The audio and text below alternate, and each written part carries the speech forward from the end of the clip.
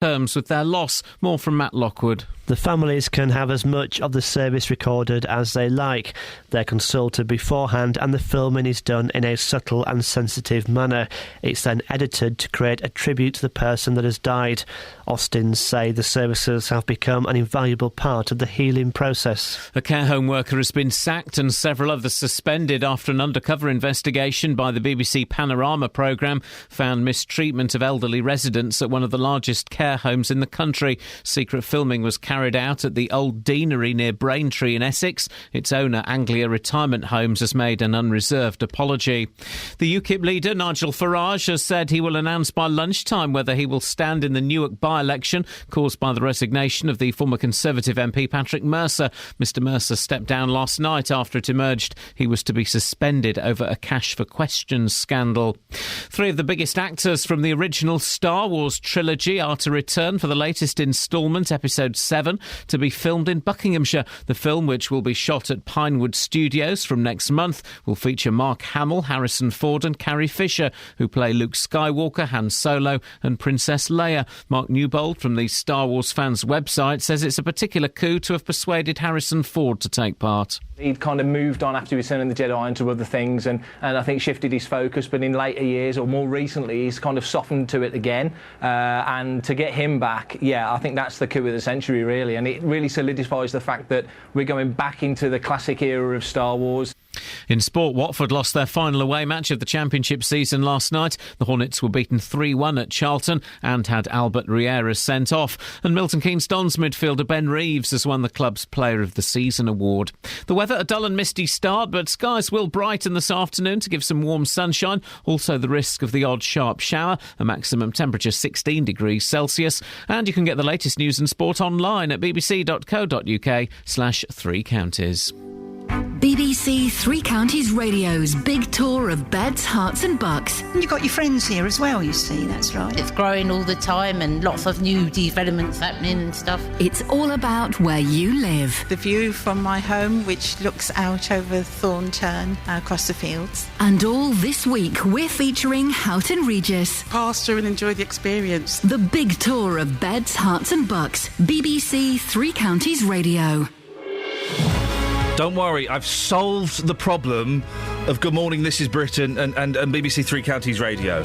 I've now got a television installed in the studio. I can tell you what Susie Reed and Ben Sheepdog are up to, so you don't need to watch it. At the moment, there's a report about violence in schools. We're doing better than violence in schools. Today, we're doing kids and drugs. Yeah, drug kids. We're also doing funerals and cameras. Would you allow your mum's or your nana's funeral to be filmed? What, then you take it on a DVD or a memory stick? Friends come round. Oh, you weren't there for Grandad's funeral. Do you want to watch it now? That's weird. Yeah, upload it to YouTube. See how many hits it... Imagine if you uploaded it to YouTube and you got someone put the thumbs down. Wouldn't that be bad? And slow and steady in Bedford. When I say slow, I mean slow, 20 miles per. And when I say Bedford, I mean Queen's Parks. That's what I means. I tell you what, let's put the would you have your mum's funeral filmed on Facebook. We'll have a bit of that today. Facebook.com/BBC3CR. Why is Catherine just standing outside my studio giggling like a lunatic? What do you mean you're being polite? That's unusual. Whenever you're expressing manners, I always get concerned. Facebook.com/BBC3CR, or you can give me a call, 08459 455 555. Across beds, hearts and bucks. This is BBC Three Counties. I love it. I love it. I love it when you lower your chair. I always do. You lower your chair and it's just such a delightful thing to see. Do you know what I would watch on Saturday nights? I would watch an hour-long programme of people just going into various scenarios, sitting on chairs and lowering them. It would be awesome. Why do you lower it? Because you're smaller than me, but I have my chair on the maximum height. I like to have both feet firmly on the floor rather than waggling in the air like a gnome. Maybe literally you do, but in many ways you don't. Now, we're going to talk about something very serious in a second, but I thought we'd... the first song on the of the Cab Off the Rank was Homeward Bound by Simon & Garfunkel. Oh. Great song. Melancholy. Very melancholy. When we're trying desperately to claw back audience from Good Morning, This is Britain, we don't want melancholy. We want upbeat, we want current, we want something that kids can identify with. So I've gone with the Partridge Family and I Think I Love You. Groovy.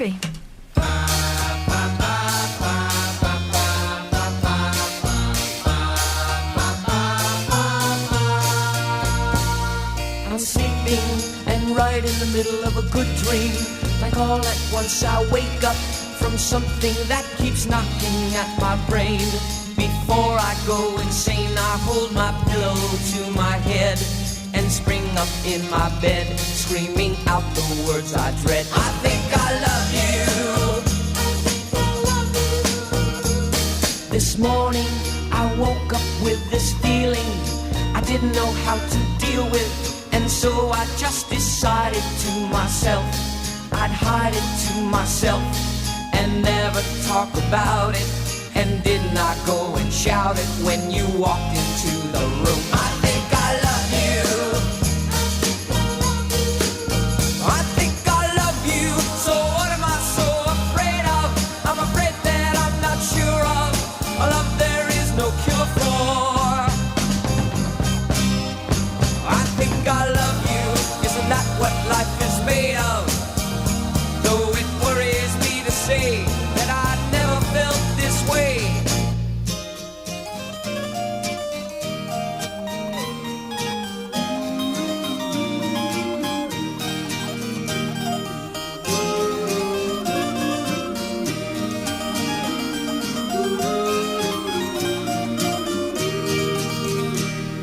I don't know what I'm up against. I don't know what it's all about. I got so much to think about. Hey, I think I love you. So what am I so afraid of? I'm afraid that I'm not sure of a love there is no cure for. I think I love you. Isn't that what life is made of? Though it worries me to say I never felt this way. Believe me, you really don't have to worry. I only want to make you happy. And if you say, hey, go away, I will. But I think better still, I'd better stay around and love you. Do you think I have the case? Let me ask you to your face. Do you think you love me? I think I love you. I think I love you. I think I love you. I think I love you. I think I love you. I think I love you. That's how we do it. That's how we do it. 08459 455 555. Now, more than 300 local children have been referred to specialist drug and alcohol services in the past 3 years. Some of them are as young as 12. Charities are calling for better education in schools. And meanwhile, treatment centres believe kids are coming into contact with drugs and alcohol through their parents. Catherine Boyle has been looking into this. It sounds shocking, Catherine. Where does this come from? It's the result of a Freedom of Information Act request by the Press Association. And if you thought the fact that the youngest person being referred in our area, in Milton Keynes, in fact, 12, was shocking, then you'd be staggered to hear that that child is a veteran compared to the youngest in the UK. In Ayrshire, they've been dealing with a 4-year-old. Gosh, what do we know about this? Well, let's just set this out straight here now, because the fact they've been referred doesn't necessarily mean they have a drug or alcohol problem themselves. As the treatment centres themselves are saying, the children come into contact with drugs or alcohol, often through their parents or a family member. So that referral could mean that they need help dealing with someone else's problem. They're being affected by someone else's substance abuse problem or drinking problem. Or the authorities are intervening before that person's problem becomes the child. But not to back off from this is not the case for all of these referrals. Some of these young people will be drinking and taking drugs themselves. So we've got figures for Milton Keynes and Bedfordshire. Yeah, let's start with Milton Keynes. The youngest referral there is just 12 years old. And the people our reporter Craig Lewis spoke to in Milton Keynes yesterday weren't altogether surprised. Well, I think there definitely is a youth drug culture. Whether or not everyone's aware of it or want to be aware of it is another story. I live in State Submissions at the moment, and in my area I definitely see it and smell it. Yeah, of course, yeah. Plenty of them around here. If you see the place where I'm standing, yeah, you can see it in the evenings. Yeah, lots of them around here. Most of them are young age, like between like 15 to 20. Lots of them anyway, yeah, even the girls as well. If you see them, seems like they're having a cigarette, facts, but the problem is inside, you don't know what they have inside, what they have put them inside. And most of them, they're having like cocaine and stuff like that. Even like most of them, you don't see them, but you know, it seems like they're having a cigarette, but you know, they put some drug inside anyway. It's one of those magic cigarettes. What about Bedfordshire? Well, the youngest referral for Bedfordshire is 13. Again, the people our reporter spoke to in Luton yesterday weren't surprised. The first speaker you'll hear up next with Justin Dealey is a 15-year-old schoolboy. Yeah, no, about 12, I think. Yeah, my friends, they've actually got like videos and things of it, and I've seen it. And then like they're just chilling and they're just smoking weed like in front of me and things like that. At 12 years old. Yeah, at 12 years old, I just don't know what to say. I mean, you're talking about cannabis there. What about harder drugs? Do you know other people that have been addicted to harder drugs at a young age as well? Yeah, I know a few people, but they really... I don't know where they get it from, but they just, like, bring it into school as well, and they just do it, like, outside of school. What sort of drugs are we talking about? Weed and cocaine. 14. About 14, 15. And what are they taking? Cocaine, speed, everything really, weed. Anything they can take, they get. Every day, every night, as much as they can, really. There's no one out there to help them, really. There's nothing for them to do, so... And just lastly, you say you know people. Have you had drug problems yourself? Yeah, I have, yeah. Yeah. What were you taking? I was taking cocaine. And how old were you? I was 15. But I've grown up now. I've got my kids, so... And how often were you taking it? Nearly every day. How did you afford that? Do you know what? I don't actually know. Just getting whatever I can to put towards it, really. So how much was that costing you every week? I'd say about £300-400 a week. £300 to £400 a week at 15? Yeah, it was a nightmare, yeah. And how did you stop? I had my kid. It's when I got pregnant and started having my children that I stopped. I realised that I've got youngers to look after. No, I can't be doing that sort of thing. You're one of the lucky ones. You managed to stop just like that. Yeah. It's only because I had a newborn that I had to stop, because it made me realise in life that there's other things you can do and look after. If you didn't have your child, who we can see over there playing right now, if your child wasn't here, where do you think you might be right now? On streets, coked out my face, drinking. I don't think I'd be here today. Gosh, incredible stories. If you want to have your say on that, what is that our number? Yes, 08459 455 555. Can I just pick you up on one thing, Catherine? Yes. I don't like to do this on air, but I'm going to. Here we go. We're watching Good Morning, This is Britain, and we'll talk more about that later on. Ben Sheepdog is on there, and I made the point he was wearing a waistcoat. Yes. And you pulled that face. I just did a face. I'm sorry, I didn't, but I didn't criticise verbally. My face did it. You pulled that face. I just thought, oh, right, you're one of those, are you? Well, that's ladies and gentlemen of a certain generation, it's pronounced, and I think you'll agree with me, Westcoat. A waistcoat. It's pronounced a Westcoat. That's how you pronounce it. What, if we were to have a slow, smoochy dance, what would I put my arms around? Your West. You put your... Oh, I shouldn't have asked that question. Catherine Boyle! Fruity as always. 084... Go on. Go, now. Go on. Take your headphones off. Watching your West line. Can someone back me up on this, please? I need to... It's pronounced... Now, you're doing the face, Bets. What on earth are you doing the face for? Are you trying to say Westlife, the band? No! Right. What are you trying to say? It's pronounced Westcoat. What is? A waistcoat. The little kind of jacket you wear under a suit. And where does it go? Right. 08459 455 555. It goes around your waist. Oh. But it's pronounced... you mean a waistcoat? No, it's pronounced Westcoat. Where? Where is it pronounced that? What country? Scotland. All right. 08459 455 555. You watch the phone lines come alive as people phone up to defend me. How many calls have you had so far? None. OK, well, that's disappointing. Travel news for beds, cards and bugs. BBC Three Counties Radio.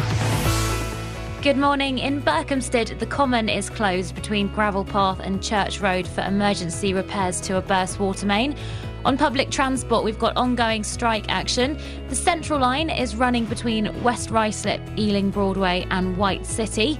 The Northern Line, that's running between Edgware and Golders Green, also between High Barnet, Mill Hill East and Finchley Central. I'm Alice Glossop, BBC Three Counties Radio. Alice, thank you very much. Excellent report. And she's also inadvertently proven my point about Westcote. But Berkhamsted? Yes.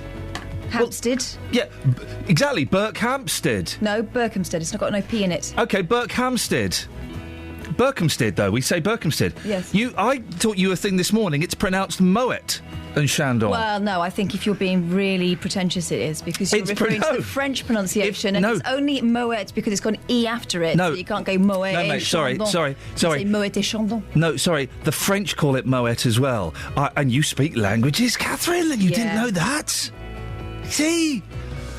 08459 455 555, the correct pronunciation of Westcote. We're going no further until we've got that backed up. I say no further, we'll do the news first, obviously. That would be contractually obliged to. It's 6:16. It's Wednesday, the 30th of April. I'm Iain Lee. These are your headlines on BBC Three Counties Radio. Children, here comes a phone call, guys. Children as young as 12 are among over 300 youngsters from Bedfordshire and Milton Keynes being referred to specialist drug and alcohol treatment services over the last 3 years. An independent undertakers in Hertfordshire has become the first in the country to film funerals. And in sport, Watford lost their final away match of the Championship season last night. The Hornets were beaten 3-1 at Charlton. I don't know what the Watford score was, though. BBC Three Counties Radio.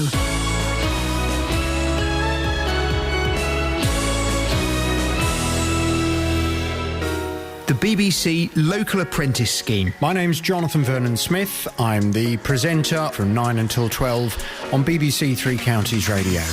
I always wanted to work in radio. Radio is something that I have always loved. Now, if you or someone you know would love to work in radio, then the BBC Local Apprenticeship Scheme could be the perfect way. You'll get a 15-month paid contract and be based here at BBC Three Counties Radio. I first got into working in radio when I was 13. From that moment, I got in through the door. I learnt how to answer the phones. I learnt how to deal with the callers. And then I learnt how to do the technical equipment. And lastly, I learnt how to interview people and talk to people. For full details on how you can apply, go to bbc.co.uk/LAS.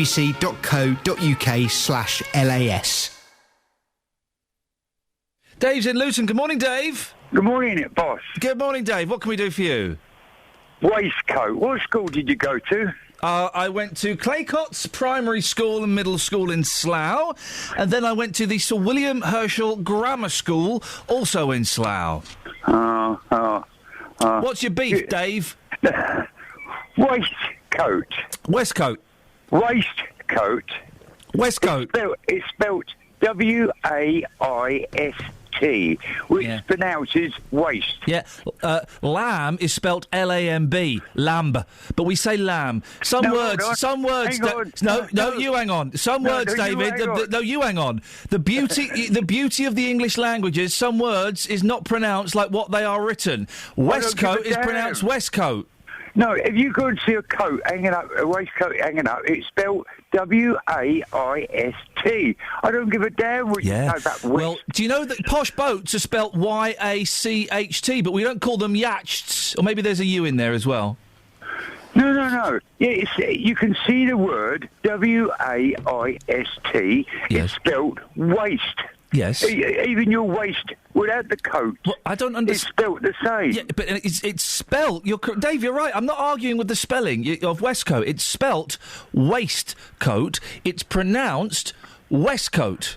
No, so you're putting an E in it. Right, stay there a second. Patricia? Yes? How do you pronounce Westcoat? Definitely Westcoat. Yes! My mum was a tailoress in central London. She was born in 1920, unfortunately no longer with us, but it is definitely Westcoat. There's no controversy, Dave. Her mum was a tailoress. No, hang on. So you're changing the A into an E? No, I agree. As a little girl, I always used to be pulled up on it, but that apparently in the trade is how you pronounce it. So a typical thing of the English language. Is it stone or is it stone? You know. So we've got to change all these dictionaries and everything else because it's saying waistcoat in the dictionary. No, not at all. It does. It is just No, not at all. It is It does. definitely a waistcoat. Well, So, you look in the you know- dictionary and it says waistcoat.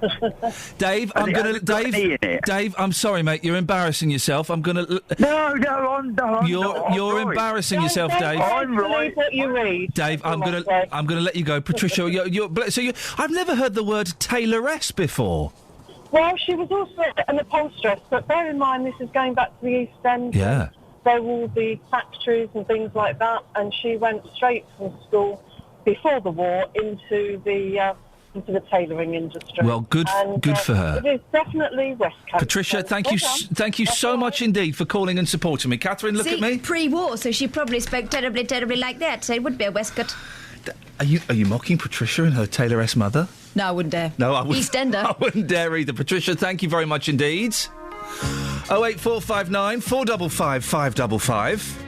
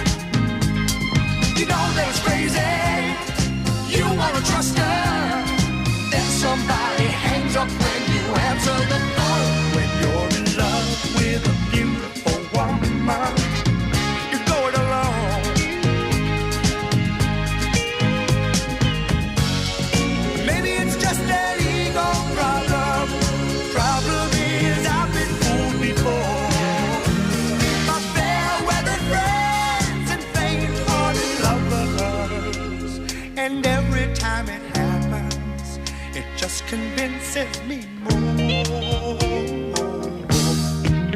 When you're in love with a beautiful woman, you watch her eyes. Baby, watch your eyes.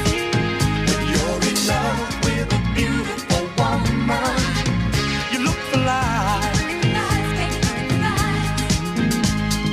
Everybody tempts her. Everybody tells her she's the most beautiful woman they know. When you're in love with a beautiful woman, you're going alone. When you're in love with a beautiful woman, you watch your friends. When you're in love with a beautiful woman, oh, it never ends. When you're in love with a beautiful 08459 455 555. Well, now we've sorted out the waistcoat-westcoat debate, we can get on to slightly more serious things. No one looks particularly forward to a funeral, but you might like to look back at one.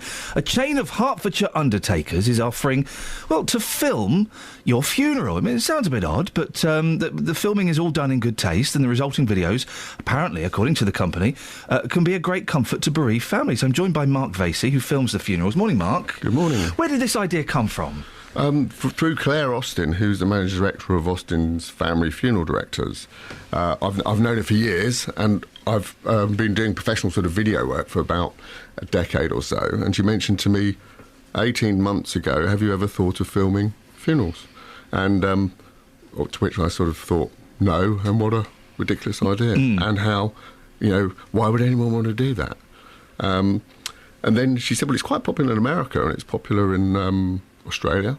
So I went away, did a bit of Googling, and thought, obviously the Americans do it in their own style, and it was rather a lot of it's quite bad, a bit cheesy. You surprise me. Americans making cheesy videos? Yes, lots of sort of artificial wings and people, CGI'd flying through the Grand Canyon and this kind of thing. And what, the dead people? Yeah. Some of it is really horrible. But wow. But then I sort of I related it to my own parents. Unfortunately, both my parents are dead, and I thought, would I want to watch a funeral of my own father's or mother's funeral? And I actually came to the conclusion, my initial reaction, gut reaction, was no way.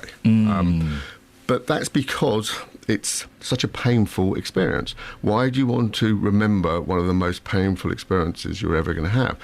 And then when I thought, actually, it's not about remembering the most painful experience, it's about remembering the positive things, or remembering the person. My children never met my dad. I desperately would love them to have met him. But knowing from a funeral, the eulogies are so fantastic. The care, the attention that's taken to all the details of the funerals, and you really get a sense of that person. So, remembering rather than forgetting is what it's about. Oh, a funeral, if done well, is a beautiful tribute to the life of someone who's passed away. You're right, and there's a lot of great things said at funerals. Has there been much uptake on this? This has started, hasn't it? Yeah, we've spent 18 months setting up the tribute business at Austin's, and there's the tribute services covers the filming of funerals, video slideshows as well as picture slideshows during the actual services themselves. Right. And we also do memorial tributes, which is for people that maybe didn't have that facility during a service, but we retrospectively go through, I meet the families, I get pictures or videos, and I put them together in a montage showing the story of that person's life, which is a very nice thing as well. See, that would be a great thing to have. It's funny, it's not fun. I had the misfortune to go to 2 funerals last year, and I did jokingly say, hey, listen, you get wedding videos, why does no one do funeral videos? Exactly. I just, it would be... I wouldn't particularly want to see my dad's funeral again. And again, it's down to personal choice, isn't it? And I guess it just does seem like an odd concept, doesn't it, to us quite reserved British. When it's mentioned to people, or when people... I see you've got a brochure there, I'm assuming it's in the brochure. Yeah. What's the reaction of people who are planning a funeral? Very, very much like anyone else's, our gut instinct is to naturally be defensive and react and think maybe it's going to be bad taste. And look, it's like anything. There are things that are done in bad taste, and I'm sure that there are lots of people who could do filming of a funeral and it would be horrible. But we spend 60-70% of the actual time in post-production. So although it's not a cold, hard record of the day, I use 2 cameras, I use separate audio, the audio for the lectern is separate to the audio in the chapel of the church. It's a proper professional... It's not like those old wedding videos from the 80s. No, absolutely not. Yeah. And I deliberately, at the end of the recording, I'll make sure that the eulogies are crystal clear. I will make sure that if they're singing or if there's hymns or choir, we can capture the audio from that, which is obviously going to sound different. And then we mix it. And we mix it so that we can cut from one thing to the other. And same with using 2 cameras. We don't walk around like at a wedding video where you see the videographer and they're in your face. We're very subtle. Could you just cry that tear again for us? I missed it the first time round. There's none of that going on.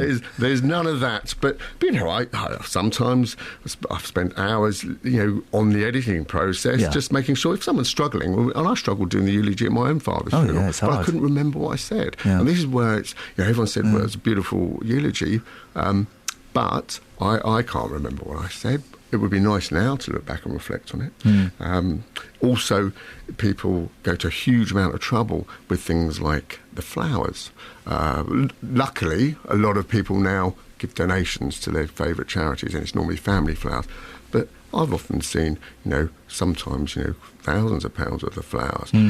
But the messages on the flowers are key. So I will often photograph really high-res pictures, 16, 17 megabyte pictures, just of the flowers. It's not something you're going to put on your wall, but believe me, if you take a crop of that picture and it's a beautiful bud or it's a rose head, it'll make a lovely picture. You would know what it represents. You're right. You don't see many people taking photos of those fantastic displays, do you? No, outside. No, and the messages. They sit in the rain and the messages are washed away. We do reflect on those because again, if you are writing a card, or you're putting a message on some flowers, people go to a lot of care to say very, very specific things. It's funny, Mark, because when we heard this yesterday, this story, we've got to end in a second. When we heard this yesterday, kind of all of us went, oh, that's weird. Oh, that's freaky. Yep. And while I still don't think I particularly wanted my dad's funeral that filmed, you've explained it in such a way that I can understand why some people would want that lasting document.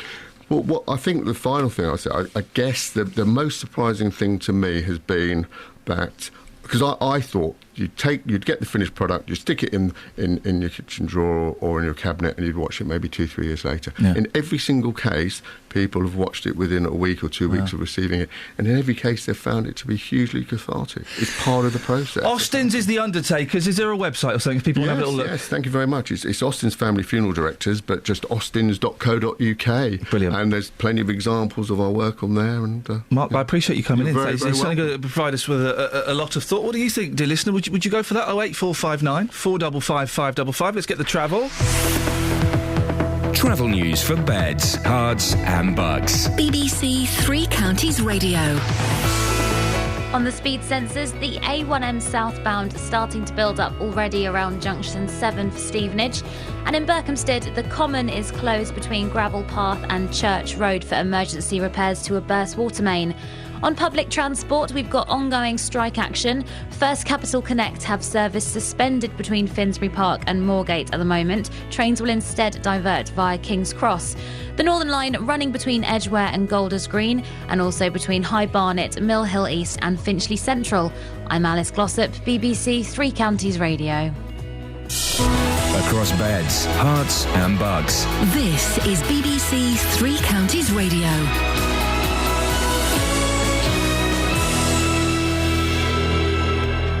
With the headlines, I'm Simon Oxley. Children as young as 12 are among over 300 youngsters from Bedfordshire and Milton Keynes being referred to these specialist drug and alcohol treatment services over the last 3 years. An independent undertakers in Hertfordshire has become the first in the country to film funerals. Austin say the service is in good taste and helps families come to terms with their loss. And 3 of the biggest actors from the original Star Wars trilogy are to return for the latest instalment, Episode 7, to be filmed in Buckinghamshire. The film, which will be shot at Pinewood Studios from next month, will feature Mark Hamill, Harrison Ford and Carrie Fisher. Three Counties Sports. BBC Three Counties Radio. Watford lost their final away match of the Championship season last night. The Hornets were beaten 3-1 at Charlton and had Albert Riera sent off. Troy Deeney scored for Watford, but they've won just 4 times on their travels in the league this season. Goalkeeping coach Alec Chamberlain says it's not good enough. We certainly weren't great, and having got ourselves back into the game with a fantastic strike from Troy, and probably had our best spell after that. But ultimately, you're going to be looked at with the goals that we conceded, and once again we've conceded 3 away from home, which is not good enough. Real Madrid are through to the Champions League final. Cristiano Ronaldo scored twice in a stunning 4-0 win at holders Bayern Munich as the Spanish side went through 5-0 on aggregate. Tonight, Jose Mourinho's Chelsea host Atletico Madrid following last week's goalless first leg in Spain. I don't think it's a crucial point. It's a game. It's a knockout game. It's a game of details. It's a game where maybe, we don't know, but maybe one goal is the difference. So it's a game where everybody needs to be at the top level. But the players are more important than me. Chesham are through to the Southern League Premier playoff final after beating Stourbridge 2-1 last night. Drew Roberts and Chris Dillon scored for the Buckinghamshire side. In tonight's second semi-final, St Albans are away to Cambridge City. Milton Keynes Dons midfielder Ben Reeves won the club's Player of the Season award last night. He also won Players Player of the Year and Goal of the Season for his effort away to Stevenage. And Milton Keynes long jumper Greg Rutherford's 8.51 metres national record set in San Diego last week has been declared legal, despite complaints from British rival Chris Tomlinson. USA Track and Field, which officiated at the event, says Olympic champion Rutherford's jump was verified. BBC Three Counties News and Sport. The next full bulletin is at 7. Call 08459 455 555. BBC Three. Oh, yeah. Catherine Boyle has joined me in the studio. Good morning, Hello. Catherine. He was nice, that guy. He was really nice. He made a weird idea sound not weird. Yeah, I know. I was expecting to be. We all thought it was weird yesterday. We go, what? But I was expecting to be angered when he came in and disgusted. And actually, he's a nice bloke. It's a nice idea. Not for everybody. Don't. And I was saying to you off air, now, a year after my dad's funeral, I wouldn't have wanted it filmed.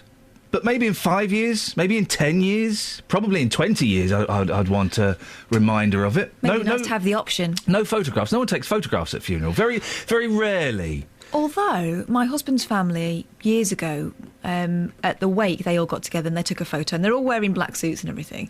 But where else do you actually get together with everybody unless it's a wedding? It's a nice photo. I had 2 funerals last year. It was the first time in like 25 years all of that side of the family had got together.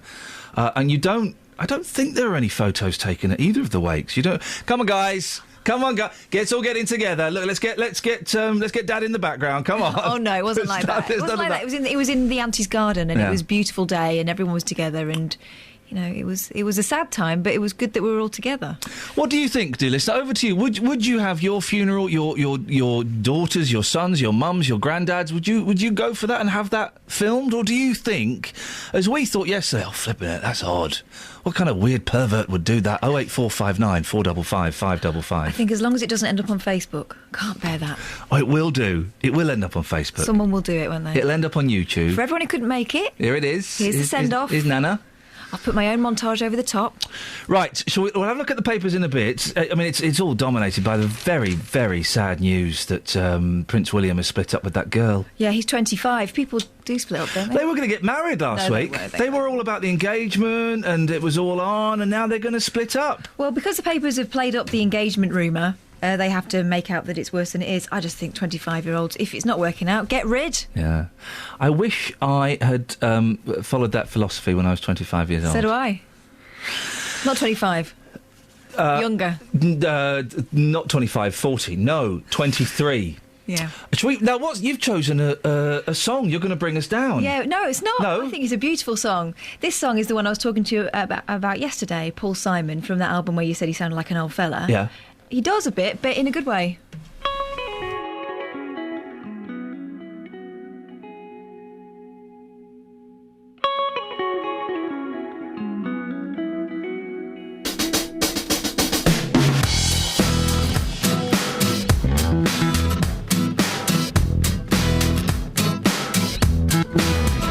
If you leap awake in the mirror of a bad dream, and for a fraction of a second you can't remember where you are, just open your window and follow your memory upstream to the meadow in the mountain where we counted every falling star. I believe the light that shines on you will shine on you forever. And though I can't guarantee there's nothing scary hiding under your bed, I'm gonna stand guard like a postcard of a golden retriever, and never leave till I leave you with a sweet dream in your head.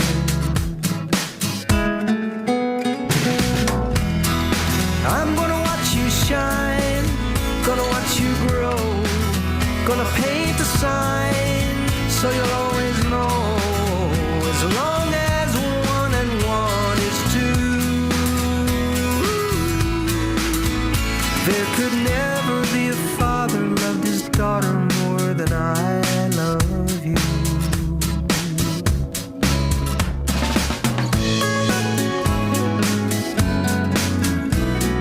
Trust your intuition, it's just like going fishing.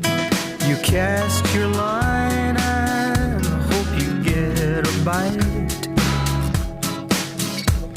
but you don't need to waste your time worrying about the marketplace. Try to help the human race struggling to survive its harshest night.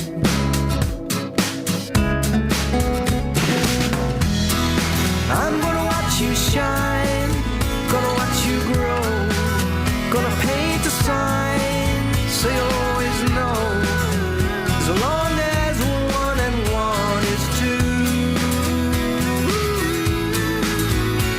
There could never be a father loved his daughter more than I love you.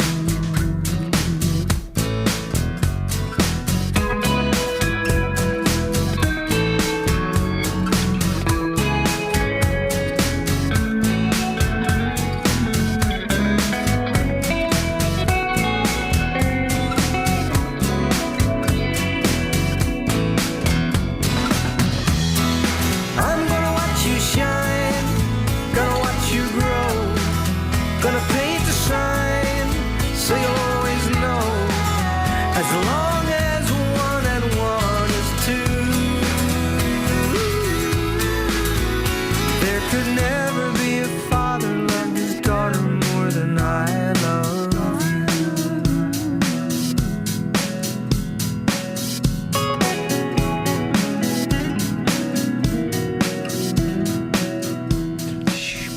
See, beautiful. Yeah, it's nice. He's still doing that kind of. Without Ladysmith Black Mambazo, who Yeah. of course got too big. Yeah. They didn't want to be doing that For with their him boots. anymore. They didn't want to be his backup, did they? Do you remember the Rhythm of the Saints tour? I didn't like any of that Graceland's Rhythm of the Saints stuff. I went to see it live. Oh, yeah. It was brilliant. No, it wasn't. It was brilliant, but I was about 10. But one thing that I remember from that is he didn't come on for ages, right? Yeah. And he had this sort of jazz saxophonist who was the warm-up, who just flipping kept heck. going on. He'd go off and then he'd come back on again and we were going, no! Yeah. It was like Kenny G, but not Kenny G. Was he the sexy sax man? Well, Have I shown you the sexy sax man video? yes, you have. I wish he had been him. If you've got 5 minutes spare today, go on YouTube and type in "sexy sax man." It is safe for work. I think it's very, It is. very funny. It's Yeah, just that. the sexy sax man. I like the bit where he bursts into like a lecture and starts playing. It's Careless Whisper, isn't it? He's playing. He just goes. He just tours around playing Careless Whisper, and he's got like a big mullet and a leather waistcoat. And he does grind a little. But apart from that, it's perfectly safe from work. Honestly, the sexy sax man. It's one of the. I'm going to watch that again. It's one of the funniest things in the world. What's in the papers apart from the sad news about Prince William and that girl? Well, local firm Whitbreads, they own Costa. They offer open 3 coffee shops a week. Everyone is obsessed with coffee.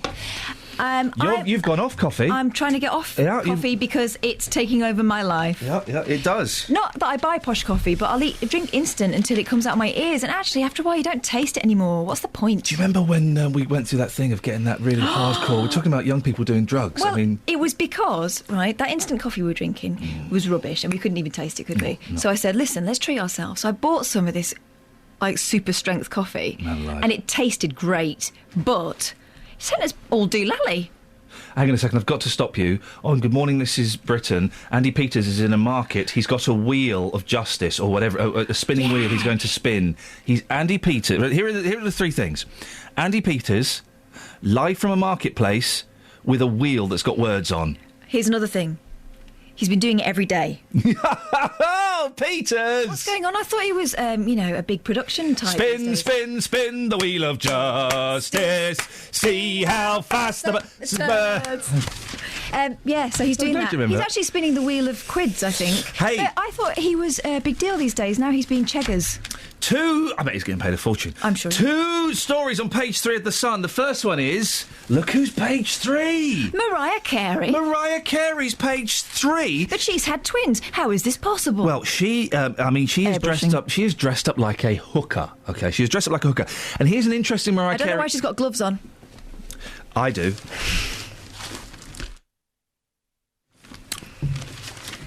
Yeah, it's a bit chilly, I suppose. Yeah. Here's the thing, okay? I've got a soft spot for Mariah Carey. I do think she's beautiful. But she only... If you look, you only ever see... Are you going to reveal this? I think I You know this can. stuff about someone and you're going to reveal I'm it. going to reveal this. I've got a friend who's interviewed. Have you seen Mariah Carey on page 3, Kels? No. There, look. I'm not really bothered about her anymore. Okay. She is... Music Box was a great album. I know she can do like 8 octaves. 7. Does she have to do Don't get carried away. Does she have to do them in every song? Here's the thing about Mariah Carey. You will only ever see pictures of her with the right side of her face towards the camera. She's got a wonky left eye. Has she? Yeah. If you look, I don't, it's not so bad that you don't know who she's looking at. I think it's a bit squinty. But is this stuff that Mariah's noticed, or is this stuff that's real? Because she has special requests for almost everything, doesn't she? My friend filmed her for an interview, and the PR people. OK, now Miss Curry's going to sit and she's going to face you, but she's going to face you with her right-hand side. Do not ask her to turn. Do not ask her to move. You will not, under any circumstances, film her left-hand side. I just thought she did that coquettish thing. No, it's not coquettish. It's to hide her wonky eye. Oh. I think it's. I say wonky eye. That's unfair on her. I think it's a puffy. It's a puffy eye. I remember seeing Mariah Carey at Live 8, you know, that thing that was supposed to end poverty. Oh, yeah, I was there. She came on stage with her personal masseuse and introduced her as such. Good for her. That was shortly after she introduced the African Children's Choir that she was using as backup singers. I think that's wonderful. Yeah, made poverty history, but not until Miss Carey's had her water brought to her by her slave. If you know anybody who's got a puffy eye, 08459 455 555. Travel news for beds, cards and bugs. BBC Three Counties Radio. The M1 London bound starting to build up between junction 13 for Bedford and 12 for Flitwick.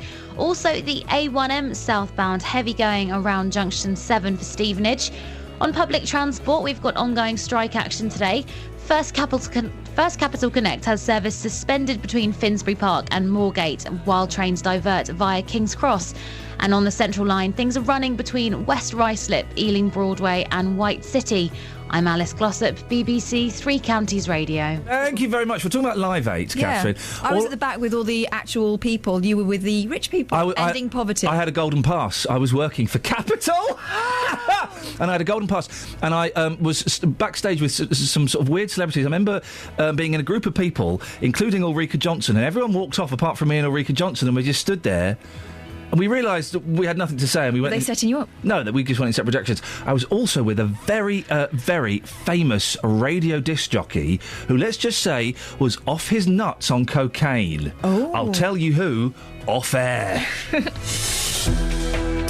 6:47. It's Wednesday, the 30th of April. I'm Iain Lee. These are your headlines on BBC Three Counties Radio. Children as young as 12 are among over 300 youngsters from Bedfordshire and Milton Keynes being referred to specialist drug and alcohol treatment services over the past 3 years.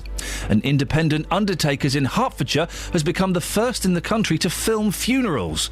And in sport, Watford lost their final away match of the Championship last night. I don't know the score of that game, but I do know the Hornets were beaten 3-1 at Charlton. Let's get the weather with Kate.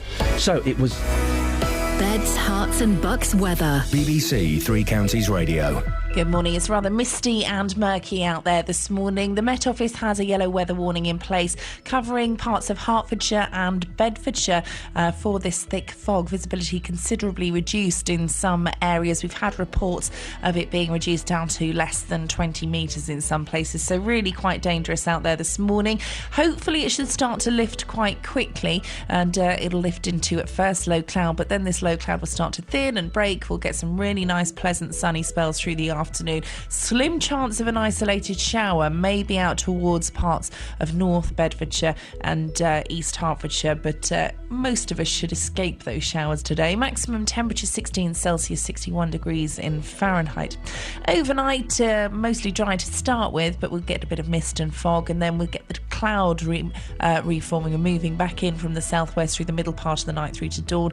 Then we're going to get outbreaks of rain really right the way through into tomorrow. Minimum temperature, they're kept quite mild because of that cloud, around 7-8 Celsius. So yes, for Thursday, rather grey, outbreaks of rain, cooler, bit of an easterly wind, and the maximum temperature of 15 Celsius. But it's not all doom and gloom. For Friday, things start to clear by Friday afternoon. We should see the return of some sunshine, but it also means the temperature that bit chillier. It's a cold front that moves through that clears the air out, so it gets chilly Friday, and then there's a risk of a frost overnight Friday into Saturday. But at the moment, the bank holiday weekend is looking fine and dry, if a little cooler. That's your forecast.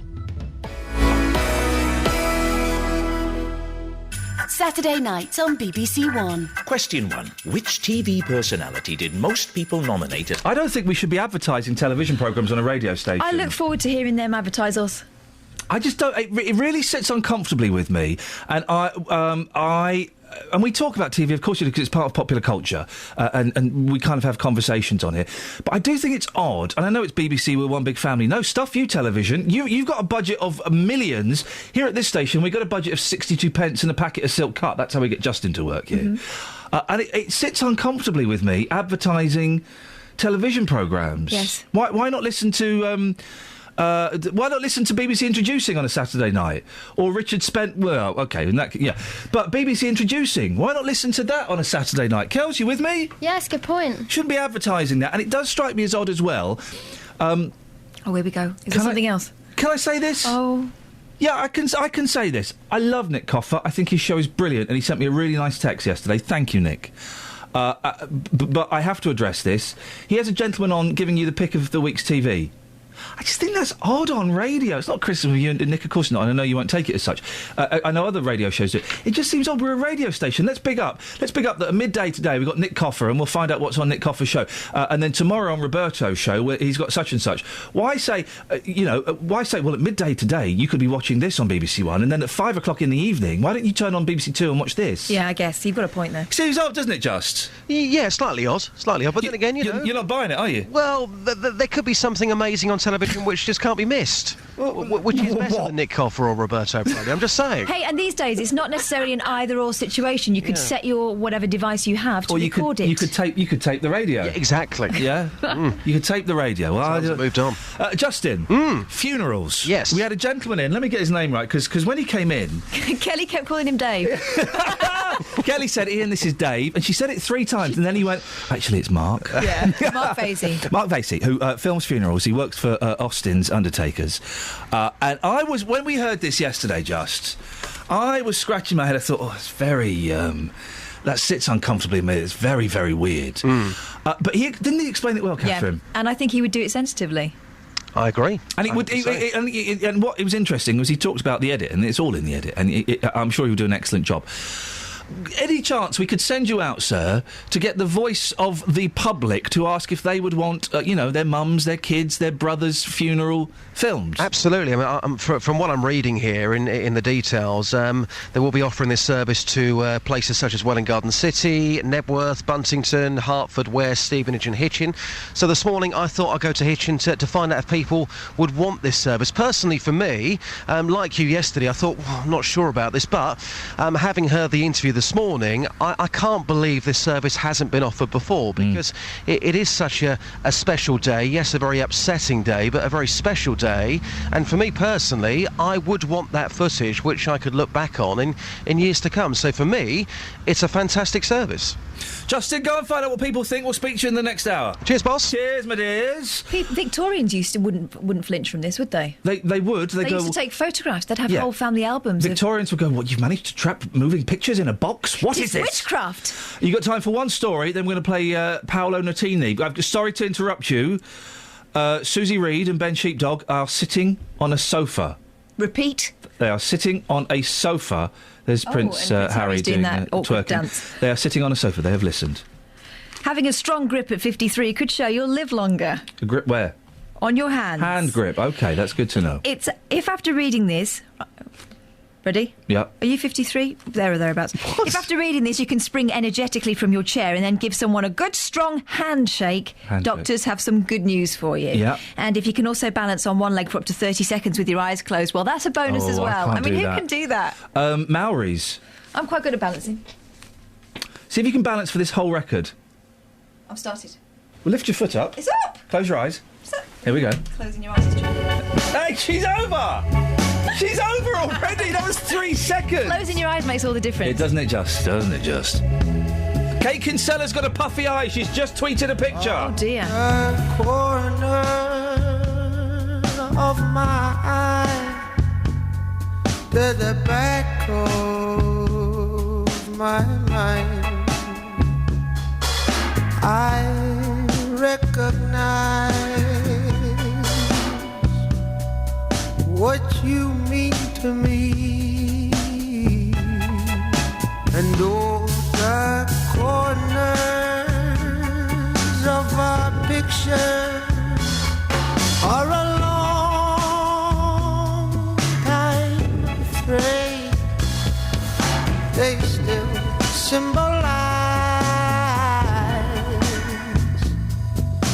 you mean to me. You asked me to remember a kiss is but a kiss. Like I'd be a fool to want more from you. And I'm gone in a while.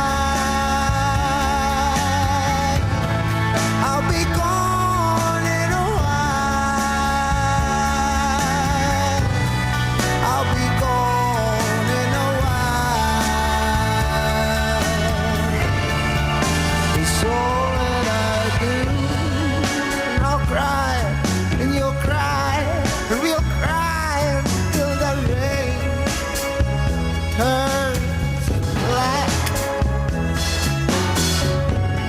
The devil moon clings to us, and for a moment there is beauty.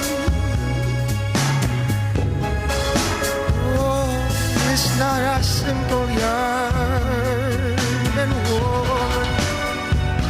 Sometimes it feels like it's all I've got, and it's all that's real.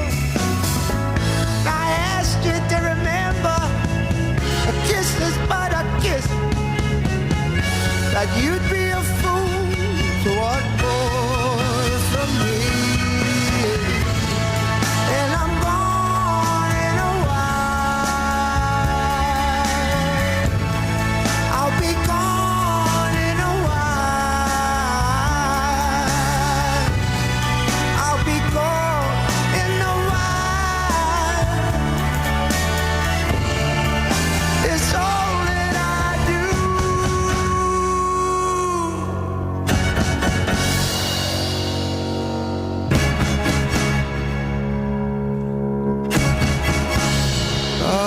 The corner of my A little bit of Paolo Nutini. His song's too long. I like it. It's 5 minutes long. Come on, Paolo. Come on, slow down a little bit. We're asking, who do you know with a puffy eye? Kate Kinsella, at Kate_Kinsella, has tweeted her puffy eye. And what a puffy eye it is. That's terrifying. Wowzers. Still beautiful. Still beautiful. What have you got, Oh, Catherine? this. New York City and Chicago have banned electronic cigarettes from restaurants, bars and other public places. Good. The vanguard begins. The bans, which began yesterday, have been triggering debate between health officials and the e-cigarette industry on the future of the devices in the US. The Chicago ban applies to indoor public places, and New York's also extends to parks and beaches. At last. This is great. I don't want to see beaches smoking... oh, you mean on the beaches? The reason I don't like vapists is because of their smugness. The smugness of those people. Oh, you've just reminded me of something. I was out all day yesterday, got home late at night and went into the office. It's the room with the computer in. And that's where we've got a landline that we never use. Use very, very rarely. And I noticed it was on the thing. And I noticed a phone call had been made. I thought, oh, blimey, I better... I noticed the phone call had been going for 8 hours. Oh, where were the boys? They were in bed asleep, which is a good job, because then I saw that the last number they dialed had been to the United States of America. An 8-hour phone call to the United States of America. Boys, you're going to get a whopping. My daughter phoned the speaking clock for 2 hours, but I kind of think I got the best end of the deal there. I think you may have done. Travel news for beds, cards and bugs. BBC Three Counties Radio. The M25 anti-clockwise, very slow between junction 17 for Maple Cross and 16 for the M40. Also the M1 London bound, heavy going around junction 9 for Redbourne. The A1M southbound also struggling at junction 7 for Stevenage. Then on public transport, ongoing strike action today. The Central Line is running between West Ruislip, Ealing Broadway and White City. And the Northern Line running between Edgware and Golders Green. Also High Barnet, Mill Hill East and Finchley Central. I'm Alice Glossop, BBC Three Counties Radio. Alice, thank you very much indeed. Imagine that, an 8-hour phone call to Los Angeles in America. Oh, man. I might have to go and run a marathon or something and get sponsored to pay that bill off. Hey, would you have your funeral filmed? We'll talk about it after the news with Simon. Local and vocal across beds, hearts and bucks. This is BBC Three Counties Radio.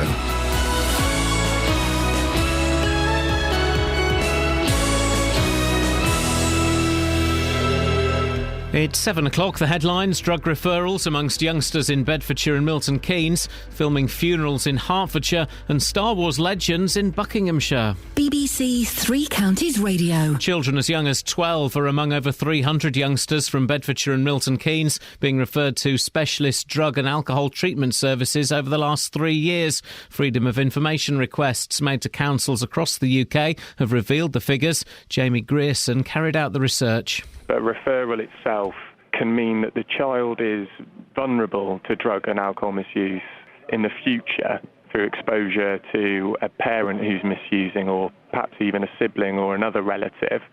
Or it could indeed mean that they themselves have started abusing substances. An independent undertakers in Hertfordshire has become the first in the country to film funerals. Austin say the service is in good taste and helps families come to terms with their loss. Mark Vasey films the funerals. From a funeral, the eulogies are so fantastic. The care, the attention that's taken to all the details of the funerals, and you really get a sense of that person. So, remembering rather than forgetting is what it's about. A care home worker has been sacked and several others suspended after an undercover investigation by the BBC's Panorama programme found mistreatment of elderly residents at one of the largest care homes in the country. Secret filming was carried out at the Old Deanery near Braintree in Essex. Its owner, Anglia Retirement Homes, has made an unreserved apology. The Chief Inspector of Adult Social Care at the Care Quality Commission is Andrea Sutcliffe. We are expecting people who are running services, who are managing these services, to deliver. People shouldn't be getting into this business if they don't care. The UKIP leader Nigel Farage has said he will announce by lunchtime whether he will stand in the Newark by-election caused by the resignation of the former Conservative MP Patrick Mercer. Mr Mercer stepped down last night after it emerged he was to be suspended over a Cash for Questions scandal. 3 of the biggest actors from the original Star Wars trilogy are to return for the latest instalment, Episode 7, to be filmed in Buckinghamshire. The film, which will be shot at Pinewood Studios from next month, will feature Mark Hamill, Harrison Ford and Carrie Fisher, who played Luke Skywalker, Han Solo and Princess Leia. Mark Newbold from the Star Wars fans website says it's a particular coup to have persuaded Harrison Ford to take part. He'd kind of moved on after Return of the Jedi into other things and I think shifted his focus, but in later years, or more recently, he's kind of softened to it again, and to get him back, I think that's the coup of the century, really, and it really solidifies the fact that we're going back into the classic era of Star Wars. In sport, Watford lost their final away match of the Championship season last night. The Hornets were beaten 3-1 at Charlton and had Albert Riera sent off, and Milton Keynes Dons midfielder Ben Reeves has won the club's Player of the Season award. The weather, a dull and misty start, but skies will brighten this afternoon to give some warm sunshine. Also the risk of the odd sharp shower, a maximum temperature 16 degrees Celsius. And you can get the latest news and sport online at bbc.co.uk/3 counties. BBC Three Counties Radio's big tour of beds, hearts and bucks. The village green is smashing, cricket on the green, everything you want a green to be used for. It's all about where you live. We live down near the green and it is nice, down near the big house there, it's nice. And all this week we're featuring Houghton Regis. Well, not far from where we're standing is Houghton Hall, and there's a load of green area behind there. The big tour. BBC Three Counties Radio.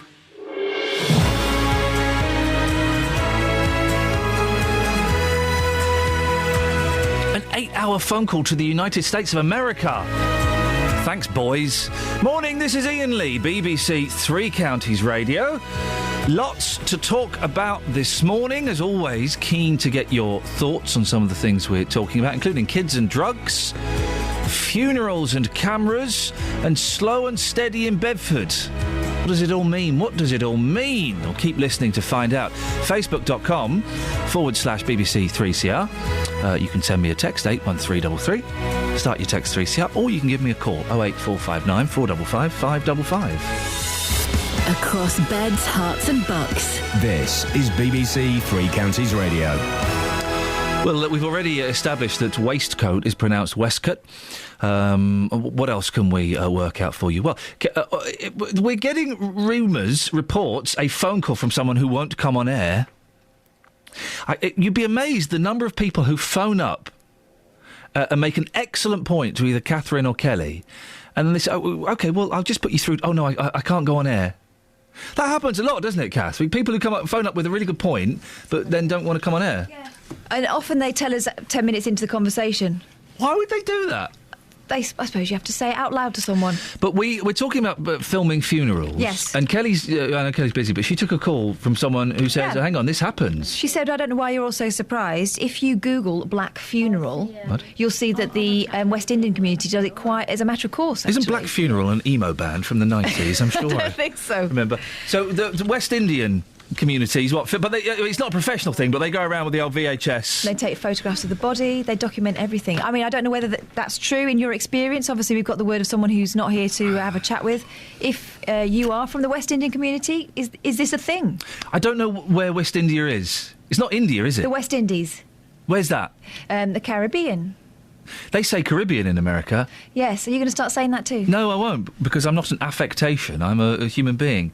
OK, so if you've been to a black funeral, we can call them black funerals, can't we? Well, it depends. I don't know whether the Africans do that. Well, let's start out wide and then narrow our search with investigation, shall we? Yeah. Oh, OK, there we go. Have you been to a black funeral? Was it filmed? And is there a band called Black Funeral? I'm sure there must be. If not, guys, you can have that one for free. Now, in the last 3 years, 300 children in Bedfordshire and Milton Keynes have been referred to drug and alcohol treatment services. The youngest, get this, 12 years old. Many of these children don't actually have a substance problem themselves, but are being affected by the parents' problems. However, some of them will be getting treatment for their own drug and alcohol abuse. Our reporter Justin Dealey has been out on the streets of Bedfordshire, and he spoke to this teenager. Yeah, no, about 12, I think. Yeah. My friends, they've actually got like videos and things of it, and I've seen it, and then like they're just chilling and they're just smoking weed like in front of me and things like that. At 12 years old? Yeah, at 12 years old, I just don't know what to say. I mean, you're talking about cannabis there. What about harder drugs? Do you know other people that have been addicted to harder drugs at a young age as well? Yeah, I know a few people, but they really, I don't know where they get it from, but they just like bring it into school as well, and they just do it like outside of school. What sort of drugs are we talking about? Weed and cocaine.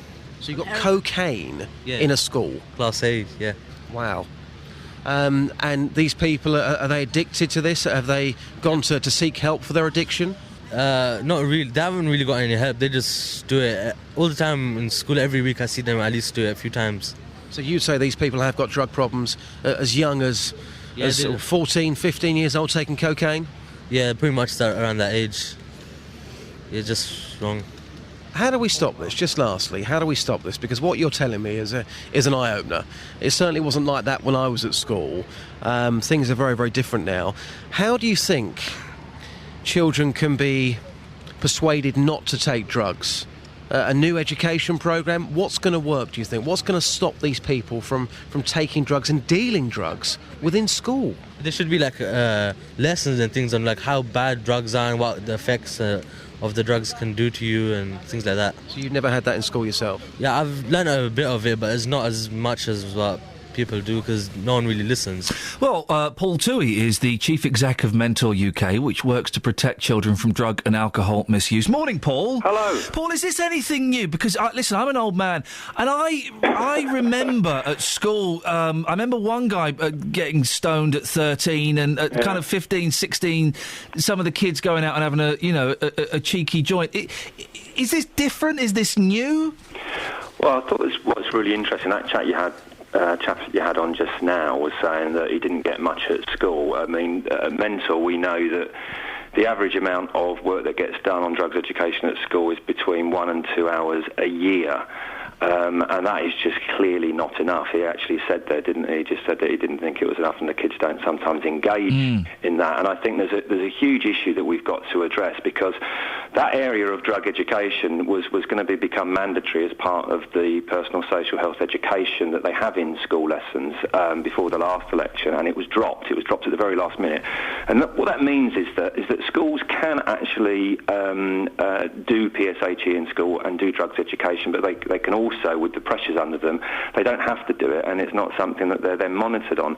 So I think that, as far as I'm concerned, we need to really make it mandatory, and also we need to actually improve and change some of the ways in which we go about our work in schools. And we need to be doing also a lot more work further downstream, not just waiting until teenage years and doing work in biology and science lessons, which is what the Department of Education currently recommends, that schools expand the knowledge of pupils in science classes. That's what they actually say. And that is just not good enough, because just giving children knowledge about drugs is not prevention.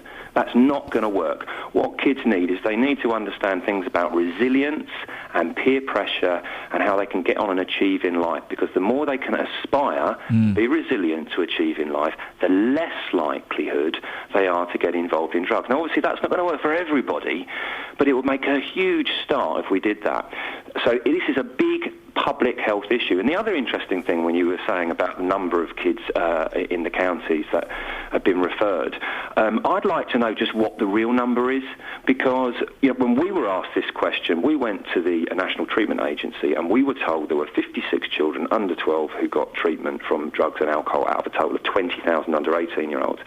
But then, what we then since learnt was a very clever journalist did some research, went to lots of different local authorities and councils, including in your area, and he came back with 366 children. So what is the real figure? Does the government actually really know? Because whenever we try and start to talk to who is responsible overall in charge of this issue, there just isn't anybody. So there's a raft of issues here for the government's drug strategy that needs to be looked at, and I think this news report that you've just been talking about now should be really, really used as a catalyst for them to sort of rethink how they're going about it. I guess some of these children, and they are children, if they're coming from backgrounds where their parents are open, casual, or even addicted drug users, there's not much hope for them, is there? If they're seeing their parents use drugs on a regular basis, they're going to think it's the norm. But I mean, that's it's certainly going to be much harder, and traditional strategies that we've just spoke about there may not work for those kids. But I still think that you can capture a lot of those kids and really change their attitudes and approaches if you get to them early enough. I mean, if people are drug users, they're obviously on the authorities' list. Those children may well be more vulnerable than children whose parents are not. And so clearly there have to be processes put in place to look at that. I mean, we've heard, obviously, sometimes when you've got things like methadone users, that parents are actually using methadone as a pacifier for their babies. Sorry, they're doing what? Using methadone as a pacifier for their babies. For those who don't know, methadone is kind of a legal heroin substitute that you're supposed to you get prescriptions for to wean you off heroin. They're giving it to babies, what, to get them to sleep? Some of these children, they're born with this in their system. Yeah. There is an addiction there already. I mean, back in Victorian times, opium was used, wasn't it? Opium was used a lot in Victorian times as a pacifier. So there's a massive education issue here for the most vulnerable people as well. So what we're talking about here is a multi-strategy approach. There's no one magic fix, is there? But we should know that where there are users, there are children who are more vulnerable. What strategies are going to be in place to make sure that those children are protected? When children get to 5, 6 and 7 at school, we need to make sure they're engaged in school. No talk about drug or alcohol education or anything like that. It's not necessary, but we do need to make sure they're engaged with school, because if they stop learning, they get disenchanted, they start misbehaving, they then bunk off school, they then get involved in that sort of behaviour, and then you've got your problem further upstream.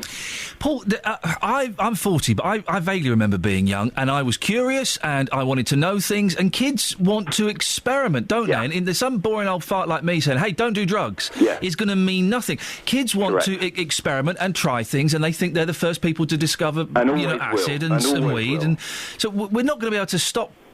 We're not going to be able to stop those curious youngsters, are we? No, but see, when you say that, you're 40 and you say you might have tried and messed about with things. I'm 50 and I did the same. But the point is there are other things in our life and our backgrounds that made us not become a problem. So, yeah, we all might try things or we all might do things, but we also all grow up in the end, because we also have an aspiration and a degree of responsibility that somehow is in our DNA at some age that makes us think, right, I nearly need to crack on with my life now, etc. And if you don't have that, that's why actually I think one of the most critical ages is around 5, 6 and 7. And primary school teachers will tell you they know the kids in the classroom there that are bouncing off the walls and misbehaving the moment they arrive at school who need attention. And a lot of those kids who misbehave, if they're not controlled and are not actually then engaging with their learning, you know, you can bet your bottom dollar that further upstream they're going to be the problematic teenager, they're going to be the unemployed young person, they're going to be the person who then has these issues. Because that's what all the evidence tells us. A mentor is merely working on an evidence base. So we think that early intervention is really important. We think that the government, with its strategy, needs to be thinking that when it comes to drugs and alcohol, this is a public health issue and needs to be led as such through good education. It is not an issue that should be led through criminality in law, through the Home Office, where it currently is. So I think that, again, my hope is that the publicity around this particular issue, which I think is really, really very, very shocking, needs to be looked at and should be give them a reaction to rethink their approach to drug and education in the UK. Paul, nice to talk to you, mate. Thank you very much. Paul Toohey, Chief Exec of Mentor UK. Is it appropriate for me to call guests mate? I still don't quite know the etiquette. I think generally no, but I don't think Paul would. OK, thank you for that. What do you think? 08459 455 555. Really interesting what we had to say. But part of me does think that kids, young people, are always going to be curious. I got 2 boys, they're 4 and 2. Do you know what? I'm expecting at some point they're definitely going to get drunk, they're severely drunk. They're probably going to have a joint at some point, or possibly more.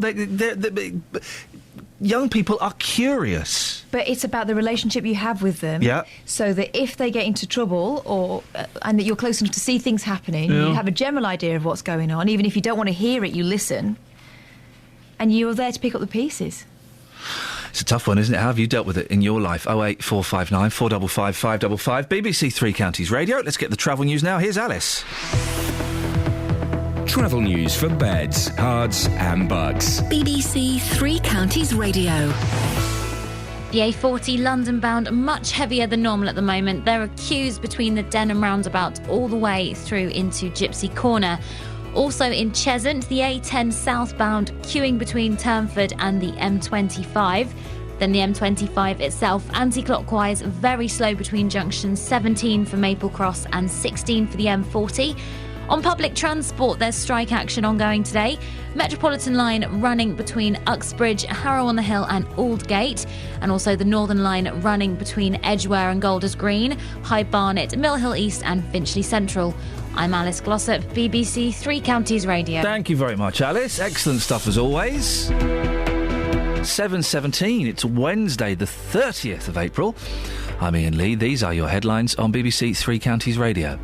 Children as young as 12 are among over 300 youngsters from Bedfordshire and Milton Keynes being referred to specialist drug and alcohol treatment services over the past 3 years. An independent undertakers in Hertfordshire has become the first in the country to film funerals. And in sport, Watford lost 3-1 at Charlton in their final away match of the Championship season. 08459 455 555. BBC Three Counties Radio.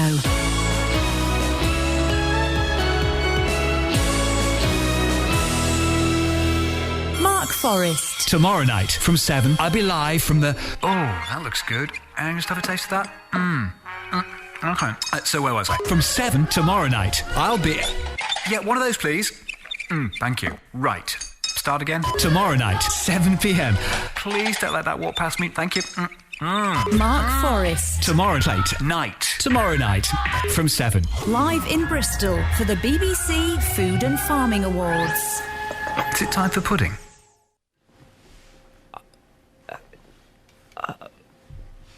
I think my radio's broken. Across beds, hearts and bucks. This is Iain Lee. BBC Three Counties Radio.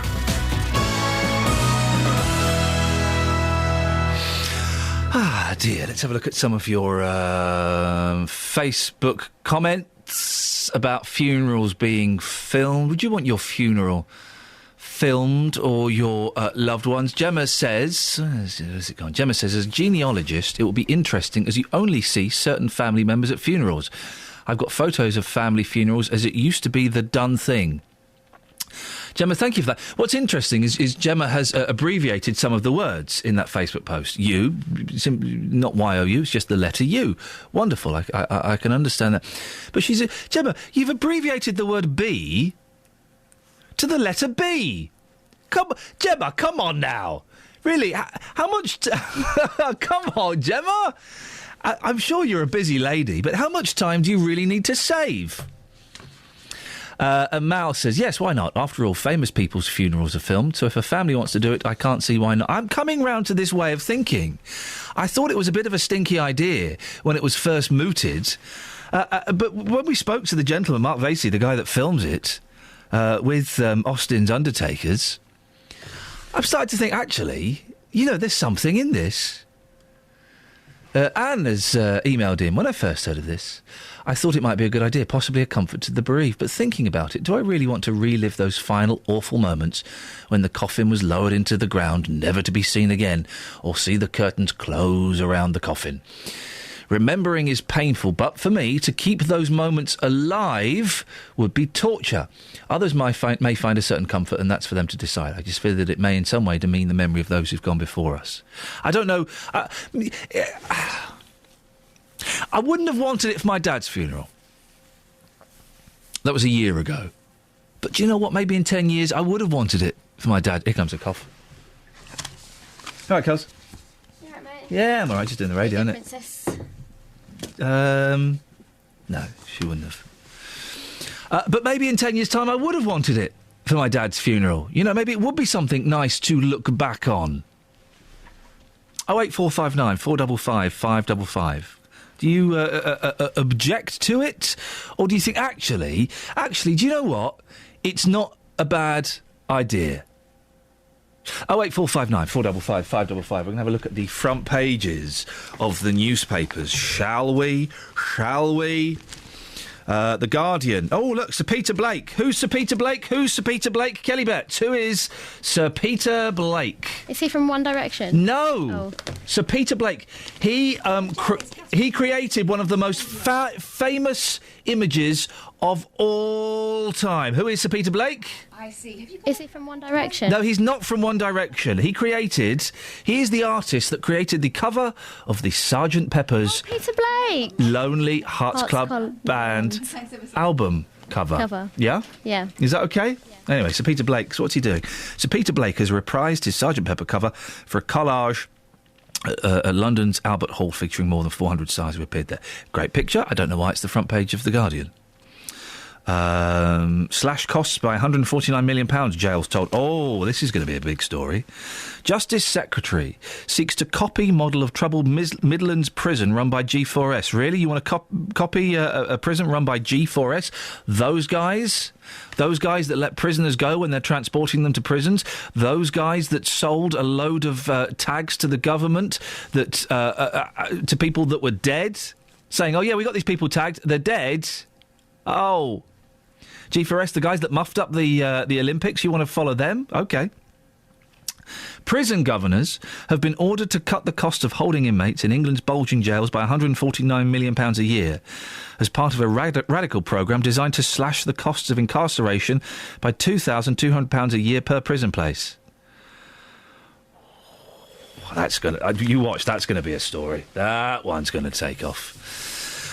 Right, back to this funeral story. An undertaker's firm in Hertfordshire is the first in the UK to offer to film your funeral. Austin says the service is in good taste and helps families come to terms with their loss. We can speak now to Jan Cooper from the Child Bereavement and Trauma Service, CHUMS, which is based in Luton. Jan, what do you think of this idea? Hello, Iain. In some ways, I think it's actually quite a helpful thing for families. It's obviously a really sensitive issue, and I guess the main part of it would be that, it's at a family's request, so something that they're asking for themselves. For children, I think, sometimes children are too young to go, a family feels they're just too small to be a part of a funeral. And actually what this means is that they could still be included, I think, so that they've got that, particularly small ones who may really have a limited understanding. It means that they're able to see actually what happened, and people coming and the tributes that were there. So in some ways it continues the bond for them. Some people might say that it's perhaps a little bit inappropriate. I can completely see that too. I think, like with all grief, with everything human, really, there isn't a one size that will fit everybody. And I think when we think about sort of families saying yes, that they would like it done, actually the family is made up of lots of sort of diverse individuals, some of whom may feel really comforted to be able to sort of relook at things, and others who would feel actually that they would be very exposed and perhaps resentful, to be filmed at such a time. Funerals, I had the misfortune of going to 2 funerals of family members last year, and there were a few laughs in the funeral. There were a few laughs, but they're hard work, aren't they? Absolutely. I think, different ones. Some are very personal. Some actually have, like yourself, I went to a couple last year, and one of them had a real mixture of tears and joy. It was a very personal tribute, which I guess, for that family it was absolutely perfect, and I can see that they might want to revisit. I think there might be others. I guess the families who are likely to ask for the service are perhaps those families that have, that's what their need is, that they're actually planning a service that's going to have that mixture of joy and tears, perhaps celebrating somebody's life rather than being a really, really desperately heavy sort of setting. At Chums Jam, what help do you offer to young people? So we cover, we're actually based now in Silsoe, so sort of in the middle of the county, but we cover Luton and Bedfordshire, and we offer support to children and their families when somebody special has died. So individual work, we do family visits, lots of phone support for families and for professionals. And we do, the main part of what we do is that we run workshops, groups that allow bereaved children, bereaved teenagers and their parents and carers to come together and realise that they're not weird for what they're feeling, they're not going mad, that they're not on their own, with this either, because actually often children don't necessarily know anybody else that's had a loss. And so it's as in a lot of grief, it's a lonely time. So we know that it helps. It helps children to actually meet others. We do a lot of what we do is through creative activities. But I've met several families through the years, more in recent years, who have got little bits of film, montages of photographs. They've actually filmed from funerals, from sort of the surrounding kind of environments too, and they take sometimes a comfort and a pride, and rewatch. It's such an important time, if you like. It's such a huge event, isn't it? And it's recorded in some way. Dan, we're running out of time. If people want to get in touch with Chums and use your services, what's the website? You can contact us at chums.uk.com. As a phone number, the best thing to do as well is our phone number, which is 01525 863 924. Jan, thank you very much indeed. Jan Cooper from the Child Bereavement and Trauma Service, Chums. I've worked out the answer to this. I've got the answer to this, Catherine. I've got the answer to it. You can come up with the answer yourself as well. Go on. This is a brilliant idea, and it should happen at all funerals. That's the answer. And do you know how I've got to that? How? Because my nan was buried about 22 years ago. I don't remember anything of the funeral. And I would it was a cremation. I remember nothing about it. I know it was in Milton Keynes, but I don't remember anything about it. So maybe not for the direct family, maybe not for straight away, but something to keep For future reference, like it's a historical thing. I would, on the back of this, I would go home and I would put on my nan's funeral and maybe not watch the whole thing, but I'd certainly watch a little bit and I'd remember her. This is a brilliant idea. I've got it now. All you've got to do is think back to a funeral you missed or a funeral you went to when you were younger and for whatever reason you don't remember. Would you like to see that funeral? I wasn't allowed to go to funerals till I was about... I don't think I went to my first funeral till I was in my 20s. Wow. So my grandfather's funeral I never went to. Would you like to see it? It would help me, actually. I think that because I didn't go, it took me a long time to come to terms with the fact he was really gone. Yeah. Kelly Betts? I don't know why you'd want to watch it, though. To see everyone crying. No, not that bit. The eulogy, I think. Yeah. I'd like to have a little piece of him just for 5 minutes. Yeah. The beautiful words that are being said, and if there's a bit of laughter, fantastic. If there's a bit of sadness, that's great. To connect with them in that kind of way. You're not buying it? No, I think it's a good idea. Mm. There's just some bits that I think would be really uncomfortable. Well, then you don't put those in. Yeah, you're not going to have a close-up of your mum crying. You know, it sounds like the fella that we had in Mark was going to do it tastefully. Respectful distance. That's the answer. All you've got to do, it's simple, isn't it? All you've got to do is think back to a funeral that for whatever reason you couldn't go to. Maybe you were abroad, maybe you were ill, or you don't remember because you were too young. Would you like to see that funeral now? And the answer has to be yes, doesn't it? You can't say no. I want to see my nan's funeral. I didn't go to my nan and granddad on my dad's side because I wasn't talking to that side of the family. One of the two worst decisions of my life. If I could go back and change anything, those are the only things. I'd go to my nan and grad's funeral. But if it was on video, DVD, Blu-ray, then I'd watch it. You can't argue with it. All funerals should be filmed. It seems obvious to me now. 08459 455 555.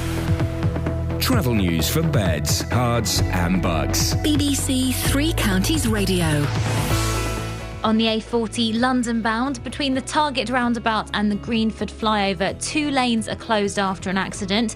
Queues starting from the Denham roundabout. That's adding to those delays, which are already much heavier than usual because of the strike action. On the M25 anti-clockwise, things are very slow between junction 21 for the M1 and 16 for the M40. Then on public transport, Metropolitan line now running between Uxbridge, Harrow-on-the-Hill and Aldgate, and the Northern line has services all running now. I'm Alice Glossop, BBC Three Counties Radio. Across beds, hearts and bugs. This is BBC Three Counties Radio.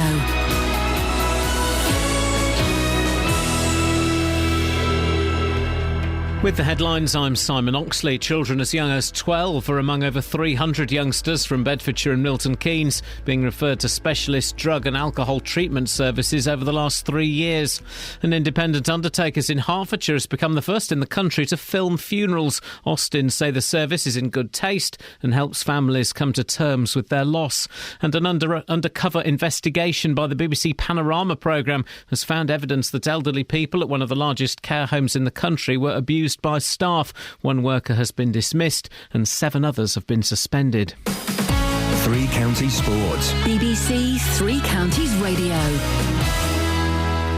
Watford lost their final away match of the Championship season last night. The Hornets were beaten 3-1 at Charlton and had Albert Riera sent off. Troy Deeney scored for Watford, but they've won just 4 times on their travels in the league this season.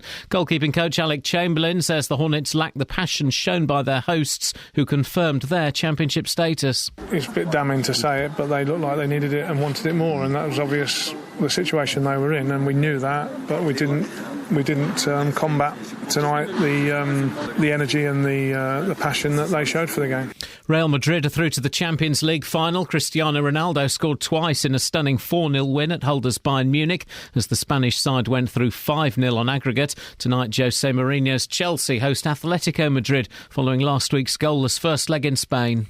I don't think is a crucial point. It's a game. It's a knockout game. It's a game of details. It's a game where maybe, we don't know, but maybe 1 goal is the difference. So it's a game where everybody needs to be at the top level. But the players are more important than me. Chesham are through to the Southern League Premier Playoff final after beating Stourbridge 2-1 last night. Drew Roberts and Chris Dillon scored for the Buckinghamshire side. In tonight's second semi-final, St Albans are away to Cambridge City. Milton Keynes Dons midfielder Ben Reeves won the club's Player of the Season award last night. He also won Players Player of the Year and Goal of the Season for his effort away to Stevenage. And Milton Keynes long jumper Greg Rutherford's 8.51 metres national record set in San Diego last week has been declared legal, despite complaints from British rival Chris Tomlinson. USA Track and Field, which officiated at the event, says Olympic champion Rutherford's jump was verified. BBC Three Counties News and Sports. The next full bulletin is at 8. Call 08459 455 555. BBC Three Counties Radio. No. I don't like the new Twitter. Have you seen the new Twitter? No. What they've done is they've tried to make it look like Facebook. People are turning off Facebook, Twitter. I don't know. No. We'll have none of that, please. If you're bored of Twitter becoming the new Facebook, well, why don't you try out Gramston's? What? Instagram. That's the fella, because this show is... We are gramming every day. We're doing a gram every day, aren't we? Yeah, well, yesterday we did 4 grams between us. Yep. And today we haven't done any grams yet. I want to do a gram. What should we do it of? That's rude. OK. What is it? What? That was your middle finger? Wait, what? Whoa. Instagram is like the groovy version of showing everyone your holiday photos, isn't it? Isn't it just? So we're on there. We're doing that. We are Iain Lee Show. Huh? We are Iain Lee Show. Iain Lee Show, yeah. Yes. IAIN. Yeah, and we've managed to get a whole 99 followers. In a it day. really doesn't seem worth it. That's good. Is it? Only day one. What are they looking Chill at? out. We're going to have to keep pleasing these people with more and more daring photos. Yeah. Shall I tell you one of the things that has been quite successful? Go on, please do, mate. I'll play it to you. Oh, the scarings. OK, mate. My favourite thing about that is that Kath screams. You got a double scare. I scream and I'm behind him, inside the room. I scream, you scream, we all scream for... Vanilla. I'm sending an email to myself. Why? What does it say? Sometimes you just got to do that. Do you do it from the past so that you look back? Is it a thing? By the time I read this, I hope to have achieved. Yeah, well, you can do that, can't you? You can send emails to your family when you're dead. Mm. And alive. Well, before you're dead, you send them. You can do it when you're alive. Yes. So you die, and then you send an email to. Good morning, BBC Three Counties Radio. Oh, sorry. You die, and then before you die, you send emails. Yeah. But they get locked into time and space, and then when you die, your family receive those emails. Oh, so you put a schedule date on it? Is that what you mean? Well, but it's through like a. Hey, here's something I signed up to. It cost me $25, right? And it's time travel. See, we heard that And what it is you send this company $25, right? And they invest it. Mm-hmm. And then in like 400 or 500 years' time, when they've invented time travel... They give it back to you. No. What they do, that $25 investment will be like $1 billion. OK? Mm. So then they can afford to come back in time... I don't know why you're laughing at this. They can afford to come back in time, take you to the future, and replace you with an identical robot. So no one knows. OK, so you're dead. Well, what? And what happens? No, you're confusing two things. Yeah. Catherine will get this. Catherine. She's not listening. Well, she should listen. I'm listening. She's always listening. So, Catherine, this is the thing I did a few years ago, right? I paid $25 to a company in America, a man, and what he does is he takes all the $25 he gets and he invests them in the stock market, OK? Then in 500 years' time... You'll have a family fortune. No, in 500 years' time, that $25 would be like $1 billion, OK? So hang on, basically, you've just given a random guy $25 that you will never see again and you will never benefit from. Wrong. Explain. That in 500 years' time, that $25 would be like $1 billion, and that's probably going to be more than that. And where will you be? Well, I'm here now, yeah. But in 500 years' time, they've invented time travel. Right. So what this guy's company is going to do... This is true. If I had known that you were like this, No. I would No. What the guy's going to do, what the company's going to do, is in 500 years' time, they're going to come back and get me and all the other wise people that invested $25. They're going to get me, take me to the future where I'm going to be as rich as a king. And they're going to replace me here with an identical robot. So they could have already done that. Maybe. During this conversation. I don't know. Oh. That's them. I don't know. Clever, huh? Oh. Clever, huh? Now, I bought some trash in my time, like the square egg maker, but that really is something. I'm really shocked by that response. I'll find the link and I'll send it to you, Kath, because I think this could be something. I'll find the link. What's so ridiculous about that, Dennis? Nothing. Thank you, Dennis. You've called in about filming funerals. Go on. Yeah, I'm a little bit surprised to find out that more funeral directors don't film funerals, because in the Caribbean community it's something that's been done for quite some time. No, we heard this rumour. We heard this rumour that at some black funerals, and you've narrowed it down to the Caribbean, or the Caribbean, as the Americans insist on saying, they film funerals. Now, who's filming it, Dennis? Is it family members or is it a professional setup? It's a bit of both. I think the last one that I went to was a professional setup, and the church that I went to was like a cinema where people who couldn't see what was going on at the front had huge screens that they could watch. Wow. How big was this funeral, man? Oh, I think it was at least 1,000 people. What? Yep. I'm going to be lucky if I get 10 at mine, the rate I'm going. And is it just in the Caribbean, Dennis, or has this kind of transferred over into the UK as well? Well, no, they do it here. This was in England here. Oh, this was in England? Yeah, this was in London. Yeah, and I think over the last 5 or 6 years, I think I've been to 4 funerals that were filmed. And when do these wedding videos, these funeral videos, when do they get kind of dusted off and shown? Well, they get passed out to family and friends and stuff like that. Whoever couldn't attend, they get sent a video. It's a good idea, isn't it? I wasn't sure, but exactly 11 minutes ago, I made up my mind that this is actually a cracking idea. Yeah, and you can show it to, like, one of the funerals I went to, I took some film, and I could show it to my kids who didn't attend. I'd show them who was there and, like, who attended, and, you know, people that I haven't seen for many years. Dennis, I'm going to let you go because you're obviously travelling, but thank you. It's a good idea. I tell you what's not acceptable, though, and it would be going too far, is if, you know, someone whipped up their mobile phone and started filming. You know, when you go to a gig, you can't see you only watch the performer through the mobile phone screen of the person in front of you. In fact, it's got worse at the Nativity this year, right? Unless you're on the front row, you've had it, because they've not just got mobile phones out, they've got iPads. Which take out, it's like putting a book in front of someone's face. It is. The iPads, you're right. We always get front row. We always... if I take my mother-in-law, Greek, elbows, we always get the front row. It's the only way to go. But you're right.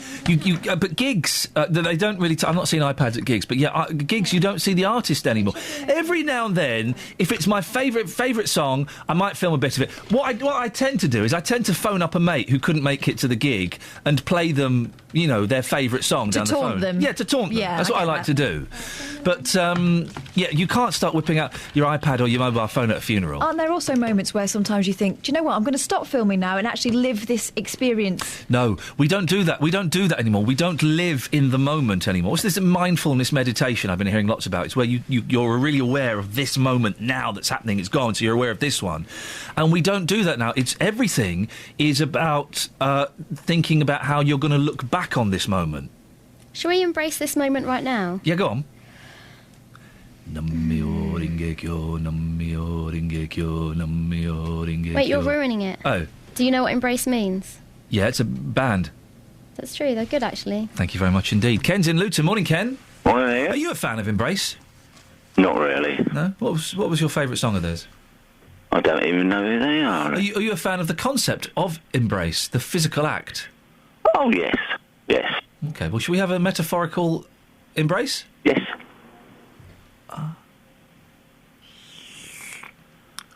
Ooh. Ken, what have you called in about? Funerals, Ian. Go on. They'll be turning out like weddings. Everyone will be wanting to outdo everyone else. My funerals are bigger than yours. Money spinner. But on a serious point, that was the light point. when you think about how your father died, yes, I think about how my father died, and my mother-in-law. Yeah. You want to be reminded of that? But I wouldn't be reminded of the fact that my dad had pancreatic cancer. I'd be reminded of the fact that a huge number of people turned up. You can't divorce it. You can't divorce the way your father died, can you? Yeah, I think you can. No. I don't agree with that, because... Tell me why. Anyone mentions funerals and you think about the parents or your grandparents and they didn't have a happy time dying, you just associate both, don't you? I mean... With respect, Ken, I disagree. I buried my dad's ashes the other week. That's why I was off for a couple of days. And there was... I mean, it's still quite fresh. It's only a year. There was an element of remembering him at his illest towards the end... But most of it was stood there remembering the fun and the missed opportunities and all those kinds of things. Yeah, I agree with you there. But what I'm saying is that, you'll have everybody... I mean, it's like me. I mean, I'm going to be shoved in a cardboard box and taken up on the back of a Ford Fiesta, because I don't want people spending oodles of money on my funeral. It's just going to be my funeral's better than your funeral. My funeral's going to be better than yours, Ken. Oh, I hope so. Yeah, it will be. Mine's going to be a great funeral. Well, I'm not scared of dying, but I don't want to be there when it happens. I'm not. I don't think I'm scared of dying now. I'm scared of I don't want to be ill before. I don't want to have 6 months, a year of being really ill. This is a fun chat, isn't it? Of being really ill. But the dying itself, yeah, come on, whatever. Let's have some of that. Well, yeah. Do you want to end with it's a little bit morbid. Do you want to end with a jolly rhyme about an ex-girlfriend of yours? Oh, yes. I went out with a girl named Joy, found out later she was a boy. Travel news for beds, cards and bugs. BBC Three Counties Radio. On the A40 London bound, between the Target roundabout and the Greenford flyover, 2 lanes are closed after an accident, and we've got queues going in towards London from the Denham roundabout. The A1M southbound, very slow between junction 8 for Hitchin and 7 for Stevenage. Also, the M25 anti-clockwise, extremely slow going between junction 21 for the M1 and 16 for the M40. Ongoing strike on action on public transport. Metropolitan line is running between Uxbridge, Harrow-on-the-Hill and Aldgate, and the Central line running between West Ruislip and White City. I'm Alice Glossop, BBC Three Counties Radio. Alice, thank you very much.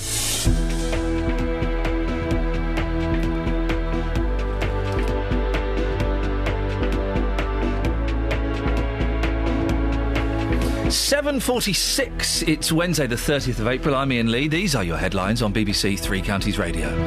Children as young as 12 are among over 300 youngsters from Bedfordshire and Milton Keynes being referred to specialist drug and alcohol treatment services over the past 3 years. An independent undertakers in Hertfordshire has become possibly the first in the country to film funerals. And in sport, Watford lost 3-1 at Charlton in their final away match of the Championship season.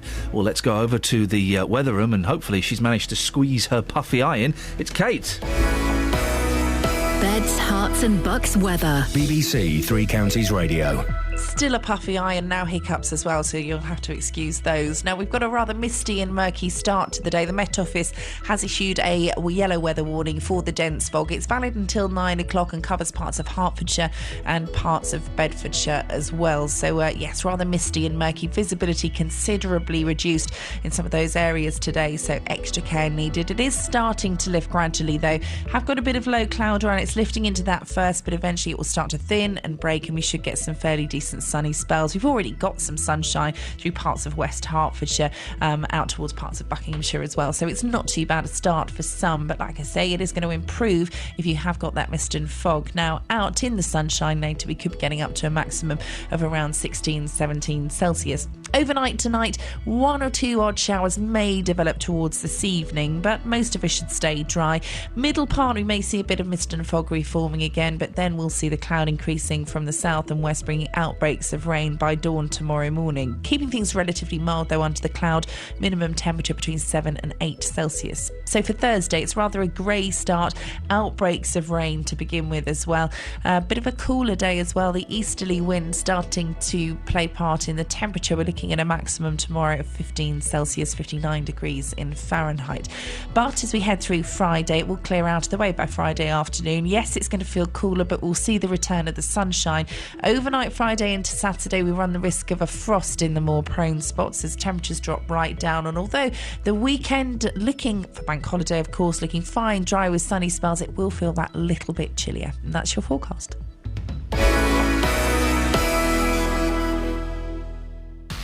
Every weekday morning. The shop didn't want to give me them back, so I went to the shop, paid them a fee to get my cylinders back. The JVS show fights for your rights and tackles your consumer problems. I went to speak to this company and I asked them what had happened. It took me absolutely ages to get through to anyone. If you need our help, email jvsshow@bbc.co.uk. After our last discussion about my cylinders, the governing body showed up at my house on the following day. And we could do the same for you. Thanks, Denise, and for the company for getting her cooker back up and running. Here's your horn. The JVS show, weekday mornings from 9 on BBC Three Counties Radio. It's a story that seems to pop up every now and then. It's popping up again. A campaign is underway to introduce a 20-mile-an-hour speed limit in part of Bedford and help improve safety around 3 local schools. Local Labour borough councillors are consulting residents about lowering the speed limit in Queen's Park. We can talk to one of those Labour councillors, Mohammed Massoud. Good morning, Mohammed. Good morning, Iain. Why do we need to lower the speed limit in Queen's Park? Well, actually, we've got 3 schools in this area, and the streets are packed with the cars, and it's very dangerous. People driving so fast in that area. We've been having a complaint from all the residents, and we've been talking about it, how we can make it safer. So this is the solution we come up with to make it in 20 miles an hour because of the schools and residents are complaining. If there are idiots who are already driving fast outside schools, then a 20-mile-per-hour speed limit isn't going to change that, is it? Well, it will. We're going to get this enforced and get this checked, maybe in the cameras, whatever we have to do to enforce this, you see, because it's very important to make it safer for our residents in the area. Can you make the 20 mile per hour the legal limit, or is it not just a suggested limit? Well, at the moment it's suggested, but I mean, I don't know. I mean, we might be able to make it in legal. Because I know when we've spoken to other councils about enforcing 20 miles per hour in residential areas, that they can't actually make it the speed. They can recommend it be the speed, and they can put signs up, but they can't legally set it at 20 miles per hour. Well, we've got to consult. I mean, I'm not 100% sure about this, but we will be looking into it, yeah. You've spoken to residents. What have they had to say, Mohammed? Well, I've had a few phone calls when they read in the paper, and they're very happy with it. And a lot of people are responding to the council about this, and we need everyone to respond to the consultation. If it all goes to plan, when do you think this might come into place? If this is the last week for the consultation, and then after that, any comments or anything we need to look at, and if there are, we need to solve those things as well. And then once it's done, it will sometime in June. Okay. Yeah. And also, Mohammed, you've paid for yellow lines to be introduced around street corners from your local ward fund. What impact has that had? Well, I'll tell you one thing. I'm very happy because I've checked myself as well. It's easier to turn into the streets, and the lorries, they were having a complaint, buses were having a complaint. They had to stop 10, 15 minutes to get someone out to move these cars so the bus can get through. All these things are very happy they're working perfectly. Good. We want our streets moving better. Mohammed, if people, you say there's only a week or so left for people to get involved in this consultation, how can they get involved? Well, if the council already wrote everyone letters, they need to directly respond to council's letters, and they have to do it by this week. Mohammed, thank you very much indeed. Councillor Mohammed Massoud. Labour councillor. Have your say, man. Listen, this is important stuff. Have your say in your local community. Might not seem like important stuff, but this stuff's important, and it helps shape communities and make them safer. So, I need to correct a few things. I got a few things wrong. If you want to find out about what I was talking about, the science that I'm involved in, you go to the con that you're involved in. www.timetravelfund.com. Okay? Why are you shaking your head? Oh, am I? I didn't realise. Timetravelfund.com. The Time Travel Fund, your ticket to the future. My ticket to your $25. How does it... It's not $25, I got that wrong. How does this work? Current scientific theory states that time travel may be possible, is a long way off, perhaps hundreds of years in the future. Now, assume it does become possible in, say, 500 years. As with any technology, time travel will get less expensive as time goes on. OK? Time travel, once it becomes feasible, will initially be very expensive. It'll become more and more economical as time goes by. How does this help me? The concept is that one day it may be possible for people living in the future to retrieve you from your current frame of reference and bring you into their future. Why would they want to? Answer, that's the purpose of the fund. The simple answer is we pay them. How? We establish a fund in current time. How much will this cost me? It's only $10. Our fee is only $10, of which a percentage is placed into the fund to grow and earn interest. The rest is used to pay for overhead in running the website, covering legal fees, paying for your certificate. 50 cents. Only $10? How is that going to get me a ride into the future? It's not. Compound interest, Catherine, is what my answer to that would be. I've got a better idea. You give me £25, not dollars. I will pass it on to my grandchild. No. They will pass it on to theirs and theirs. In a savings account. It's $10. Is your grandchild called compound interest? Let me explain. That's the first name. For example, if you make a one-time only deposit of just a single dollar, OK, just a single dollar, in 500 years' time, that will be $39 billion. Two things. Times that by 10, $390 billion. Two things. Yes, mate. We would all be doing this if this was what was going on in the future, because word would get out, and that's what happens. The second thing, I don't want to be in the future if it's full of a load of old duffers like me. What do I get from for my... the past? What do I get for We'll ruin it. What do I get for my $10? Answer. A percentage goes into the fund in your name. The interest this percentage earns is earmarked for you should we be successful. You also get a signed certificate. Well, that's nice. Your name is maintained in a database along with your current address. Should you move... Under the word sucker. Instructions. Further, you can put in your will to have the fund notified of the date, time and place. That's not the only thing you get. You also... They're working to establish a members-only section of the website. For real suckers. My date and place of death, why would you need that? It's assumed you won't live for the 500 or more years. That's an excellent point. You are to be retrieved at or just before your time of death. That's what it is, I remember. So you write down... You're going to be ancient and probably ill by the time you go to the future. No. You put down when you die on the certificate, then they know and they come back and get you just before you die. Like quantum leap. Are there any restrictions? Yes, of course there are. It'd be crazy not to. And this is what proves it's genuine, because they've thought of all the consequences. You will not be retrieved if you die by suicide. You will not be retrieved if you die by execution or are killed in the process of committing a crime. There are no guarantees. Now, they said there's no guarantee, which means it's definitely going to happen. Will they still be using money in the future? We don't know. What if they outlaw time travel? Good question. So they've covered all the questions. Yeah. I'm saying this, and I'm saying this of the voice of the BBC, timetravelfund.com. It's the best $10 you could ever spend. The best $10 you could ever spend. Sally's in Watford. Good morning, Sally. Morning. What would you like to say? First of all, listen to the last bit. I always thought that inflation was outstripping interest rates at the moment. Therefore, your fund won't be accruing anything. No, it's compound interest. It's very complicated. Compound interest relies on interest, and if the interest is less than inflation, your funds are being eaten into, and you'll get less back than you actually put in. Well, Sally, I'll tell you what. I haven't got time to think about that now. But in the year 2514, I'll certainly sit down and watch my hologram TV and have a really good think about it then. Okay. Let's hope I'm not with you. Yeah. Right. Oh. The chap that came on. Yes, Mohammed. I don't understand. So he's saying he can't enforce 30 mile an hour around 20. town. Oh, yeah, 30. Yes, go on. Yeah, so that's around town. He can't enforce 30. Yeah, somehow he's going to enforce 20. Why not just enforce 30? And the yellow lines around schools, all councils come up with these bright ideas, but then they don't enforce them. So the people who live locally then can't park outside their own homes on bank holidays and other times, all the other 13 weeks of the year when schools aren't there. Why not just enforce them? Sally, I can't argue with your points. Mainly because I haven't got much time and I'm still trying to work out the interest thing you were banging on about. Sally, thank you very much indeed. For beds, cards and bugs. BBC Three Counties Radio.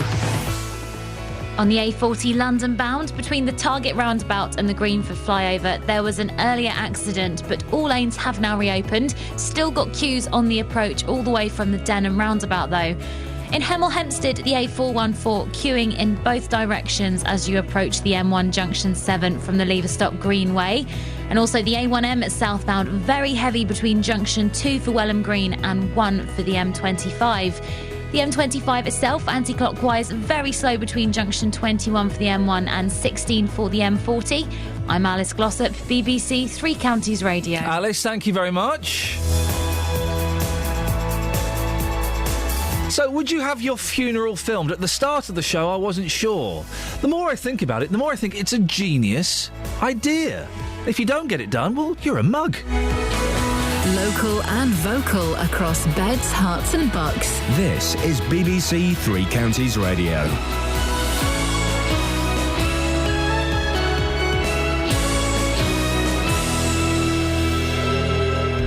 It's 8 o'clock. I'm Simon Oxley. The headlines: drug referrals for over 300 youngsters, filming funerals in Hertfordshire, and another red card as Watford lose at Charlton. BBC Three Counties Radio. Children as young as 12 are among over 300 youngsters from Bedfordshire and Milton Keynes being referred to specialist drug and alcohol treatment services over the last 3 years. Freedom of information requests made to councils across the UK have revealed the figures. Jamie Grierson carried out the research. A referral itself can mean that the child is vulnerable to drug and alcohol misuse in the future through exposure to a parent who's misusing, or perhaps even a sibling or another relative. Or it could indeed mean that they themselves have started abusing substances. An independent undertakers in Hertfordshire has become one of the first in the country to film funerals. Austin say the service is in good taste and helps families come to terms with their loss. Mark Vasey films the funerals. From a funeral, the eulogies are so fantastic. The care, the attention that's taken to all the details of the funerals, and you really get a sense of that person. So, remembering rather than forgetting is what it's about. An undercover investigation by the BBC Panorama programme has found evidence that elderly people at one of the largest care homes in the country were abused by staff. One worker has been dismissed and 7 others have been suspended after secret filming at the Old Deanery residential home in Essex. The care home has apologised unreservedly. The UKIP leader Nigel Farage has said he will announce by lunchtime whether he will stand in the Newark by-election caused by the resignation of the former Conservative MP Patrick Mercer. Mr Mercer stepped down last night after it emerged he was to be suspended over a cash for questions scandal. A campaign's underway to introduce a 20-mile-an-hour speed limit in part of Bedford and help improve safety around 3 schools. Residents are being consulted about the proposals for Queen's Park. More from Ewan Duncan. The new speed limit would apply to Ford End Road, Hurst Grove, Honeyhill Road and streets near the local schools. Local Labour Bedford Borough councillors Mohammed Massoud and Mohammed Yazin are calling on residents to back the lowering of the the speed limit for safety reasons. They say it follows the successful painting of yellow lines on street corners in the Queen's Park area to prevent unsociable parking. 3 of the biggest actors from the original Star Wars trilogy are to return for the latest instalment, Episode 7, to be filmed in Buckinghamshire. The film, which will be shot at Pinewood Studios from next month, will feature Mark Hamill, Harrison Ford and Carrie Fisher, who played Luke Skywalker, Han Solo and Princess Leia. In sport, Watford lost 3-1 at Charlton in their final away match of the Championship season. Albert Riera also became the latest Hornets player to be sent off. Here's goalkeeping coach Alec Chamberlain. Both were yellow cards and he was walking a tightrope second half. So, yeah, it's something that we're not very proud of, and again, we've got to be more disciplined than that. And Milton Keynes Dons midfielder Ben Reeves has won the club's Player of the Season award. The weather, a dull and misty start, but skies will brighten this afternoon to give some warm sunshine. Also the risk of the odd sharp shower, a maximum temperature 16 degrees Celsius. And you can get the latest news and sport online at bbc.co.uk/3 counties. BBC Three Counties Radio's big tour of beds, hearts and bucks. Good local shopping, I would say. It's a real treasure. It's all about where you live. There's nice people, there's nice shopping area. And all this week, we're featuring Houghton Regis. We both play bowls at the Bowls Club, which is nice, social side. We're in Bedford Square, the heart of Houghton Regis. The big tour of beds, hearts and bucks. BBC Three Counties Radio. It's telling me to turn right.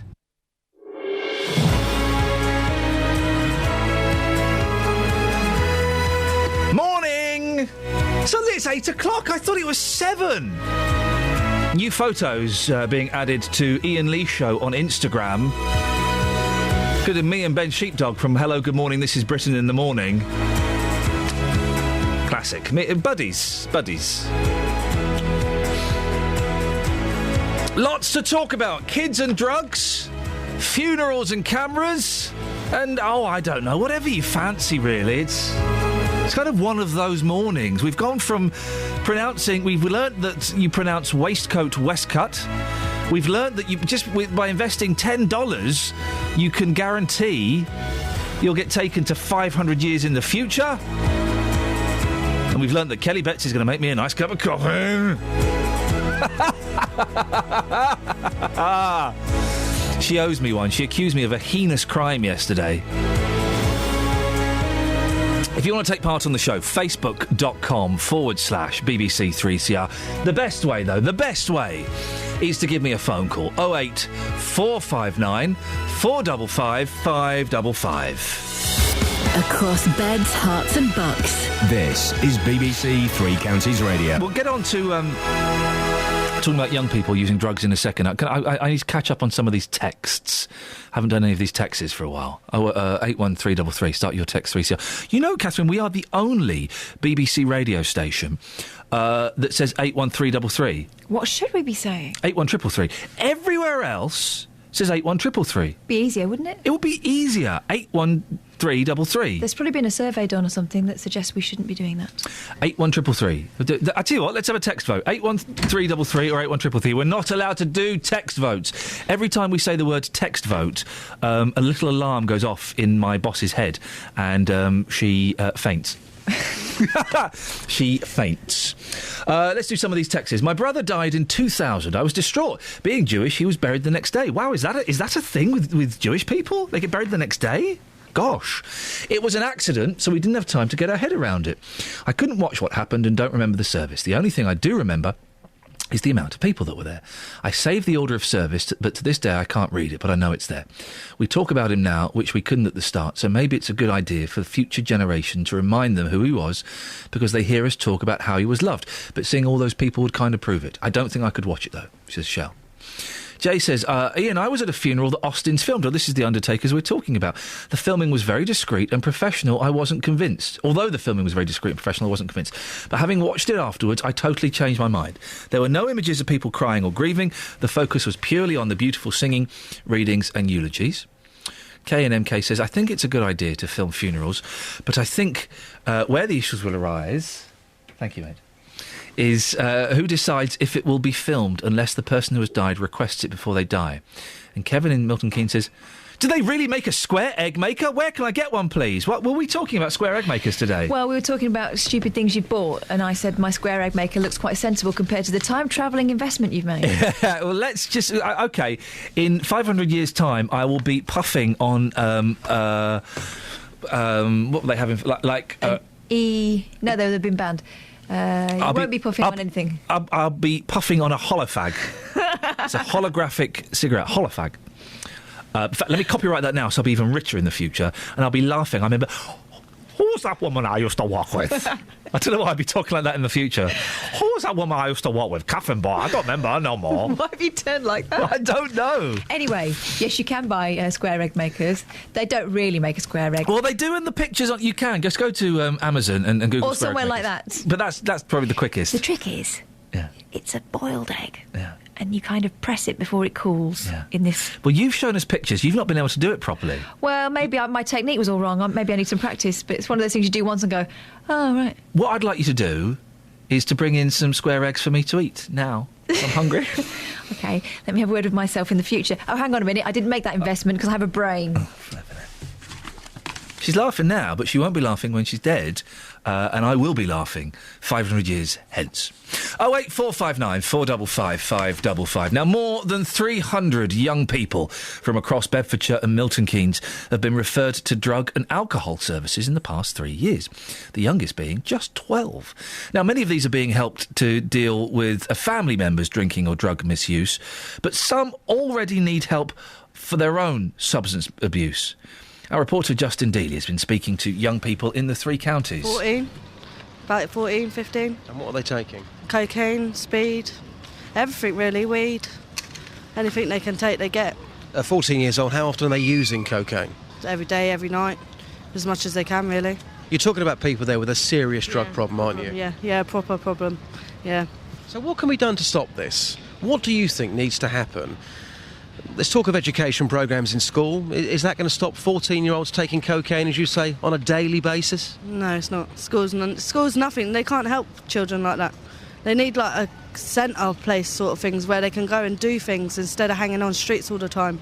And they can do things what they actually like doing and stuff, so... Is the situation only going to get worse in Bedfordshire before it gets better? Yeah, it will. Yeah, it will get worse. There's no one out there to help them, really. There's nothing for them to do, so... And just lastly, you say you know people. Have you had drug problems yourself? Yeah, I have, yeah. What were you taking? I was taking cocaine. And how old were you? I was 15. But I've grown up now. I've got my kids, so... And how often were you taking it? Nearly every day. How did you afford that? Do you know what? I don't actually know. Just getting whatever I can to put towards it, really. So how much was that costing you every week? I'd say about £300-400 a week. £300 to £400 a week at 15? Yeah, it was a nightmare, yeah. And how did you stop? I had my kid. It's when I got pregnant and started having my children that I stopped. I realised that I've got youngers to look after. No, I can't be doing that sort of thing. You're one of the lucky ones. You managed to stop just like that. Yeah. It's only because I had a newborn that I had to stop, because it made me realise in life that there's other things you can do and look after. If you didn't have your child, who we can see over there playing right now, if your child wasn't here, where do you think you might be right now? On streets, coked out my face, drinking. I don't think I'll be here today, personally. Wow, I really appreciate your honesty. Thank you very much. Right, thank you. Oh, dear. Well, listening to that is Joe O'Connor, who is from the charity Compass in Milton Keynes, which works with young people and adults to tackle substance abuse. Morning, Joe. Morning. Joe, how many young people did you work with last year, and how young are we talking about? In total last year for specialist intervention, we worked with 139 young people, the youngest of which was 12. And was this 12-year-old... having their own drug problems, or was it that their family members were? These were 12-year-olds who were misusing substances themselves or beginning to experiment with substances. Gosh, how many 12-year-olds were there? 4 in total. And what kind of drugs are 12-year-olds using? The 4 that came our way were either using cannabis or one of the NPS or new psychoactive substances, cannabinoids. Now, just to get things in perspective, 12-year-olds using substances isn't necessarily a new thing. Many of the 14, 15-year-olds who come our way will report that they did start using at 12. So the fact that they were referred to us at 12 could be seen as a positive thing, because it means the work that we've done to raise awareness and to support the workforce in Milton Keynes to recognise early signs of substance misuse means that the young people have been referred at an earlier stage where the outcomes are a lot better for that young person because we've got in there quickly. If it's left to drift, that, for example, the young lady we've just heard about talking about 14, 15-year-olds using cocaine, by then there's a lot more work that needs to be put in, and potentially that young person's life has been changed forever. There were kids at my school, Joe, who at 13, 14 were having were smoking weed and things like that. But yeah, the cocaine at 14, 15, that really, I mean, not saying either of those are good, but cocaine at 14 or 15 does surprise me. I think the world we're entering into now is that the substances young people are being introduced to are a lot stronger. Therefore, the kind of dependency or the problematic use can happen quicker.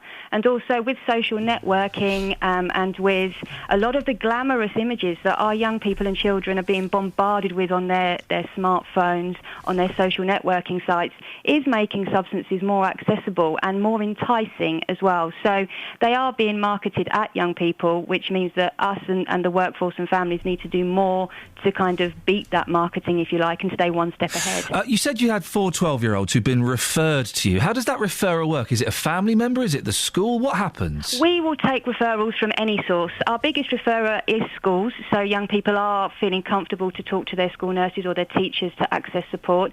But we take referrals over the phone, and we take referrals from any source. And once we've had that referral, we will work with that young person on an outreach basis. And Joe, is it dependent on the young person approaching either you or a teacher or a parent? Or is it a parent or a teacher recognising that perhaps someone is displaying signs of drug abuse? Both. OK. Both. It can be both. And sometimes we've got a lot of early intervention schemes in place with schools and with Thames Valley Police, where young people who maybe are caught in possession for the first time or are at risk of exclusion are referred to us first before any punitive sanction is put in place. And how willing are 12-year-olds to listen? I would kind of imagine that if a 12-year-old is rolling up their own joints, they're not going to want to listen to someone telling them how bad it is for them. Well, we have our ways. We're very creative. What we don't do is go in there and say, look, you shouldn't be using drugs. This is a terrible thing. We facilitate informed decision-making, and we use motivational interview styles to challenge that young person's ambivalence and to get them to see the benefits of a drug-free life so that they can choose that for themselves. And then we work with them to get to that drug-free life. But like I say, the earlier a young person and the younger a young person gets to us, whether they're at risk or already dabbling, we're much more successful with positive outcomes for them, because by the time it gets to your cocaines and your mephedrones and ketamines, there's a lot more damage that's been done to that young person in that time. Joe, keep up the good work. It sounds like you're doing a cracking job. Joe O'Connor from the charity Compass in Milton Keynes. Travel news for beds, cards and bugs. BBC Three Counties Radio. On the A40 London bound, there was an earlier accident between the Target roundabout and the Greenford flyover. Queues on the approach still starting at the Denham roundabout. In Cheshunt, there are queues on the A10 southbound between Turnford and the M25. Then on the A1M southbound, we've also got some queues heading for the M25 from Junction 2 for Welham Green. Then on the M25 itself, anti-clockwise, very slow going between junction 21 for the M1 and 16 for the M40. On public transport, ongoing strike action today. The Metropolitan line has service running between Uxbridge and Aldgate and Harrow-on-the-Hill and Aldgate. I'm Alice Glossop, BBC Three Counties Radio. Thank you very much. It's 8:16, it's Wednesday, the 30th of April. I'm Iain Lee. These are your headlines on BBC Three Counties Radio. In the last few minutes, the UKIP leader, Nigel Farage, has told the BBC he will not be standing in the Newark by-election. He said it would distract from the European election campaign.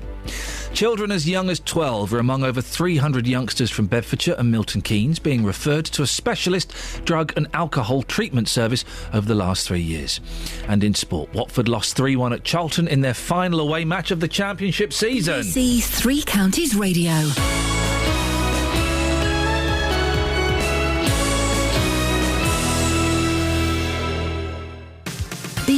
BBC Three Counties Radio's big tour of beds, hearts and bucks. There's nice people, there's nice shopping area. We live down near the Green and it is nice. Inviting everyone to where you live. On a whole, it's great.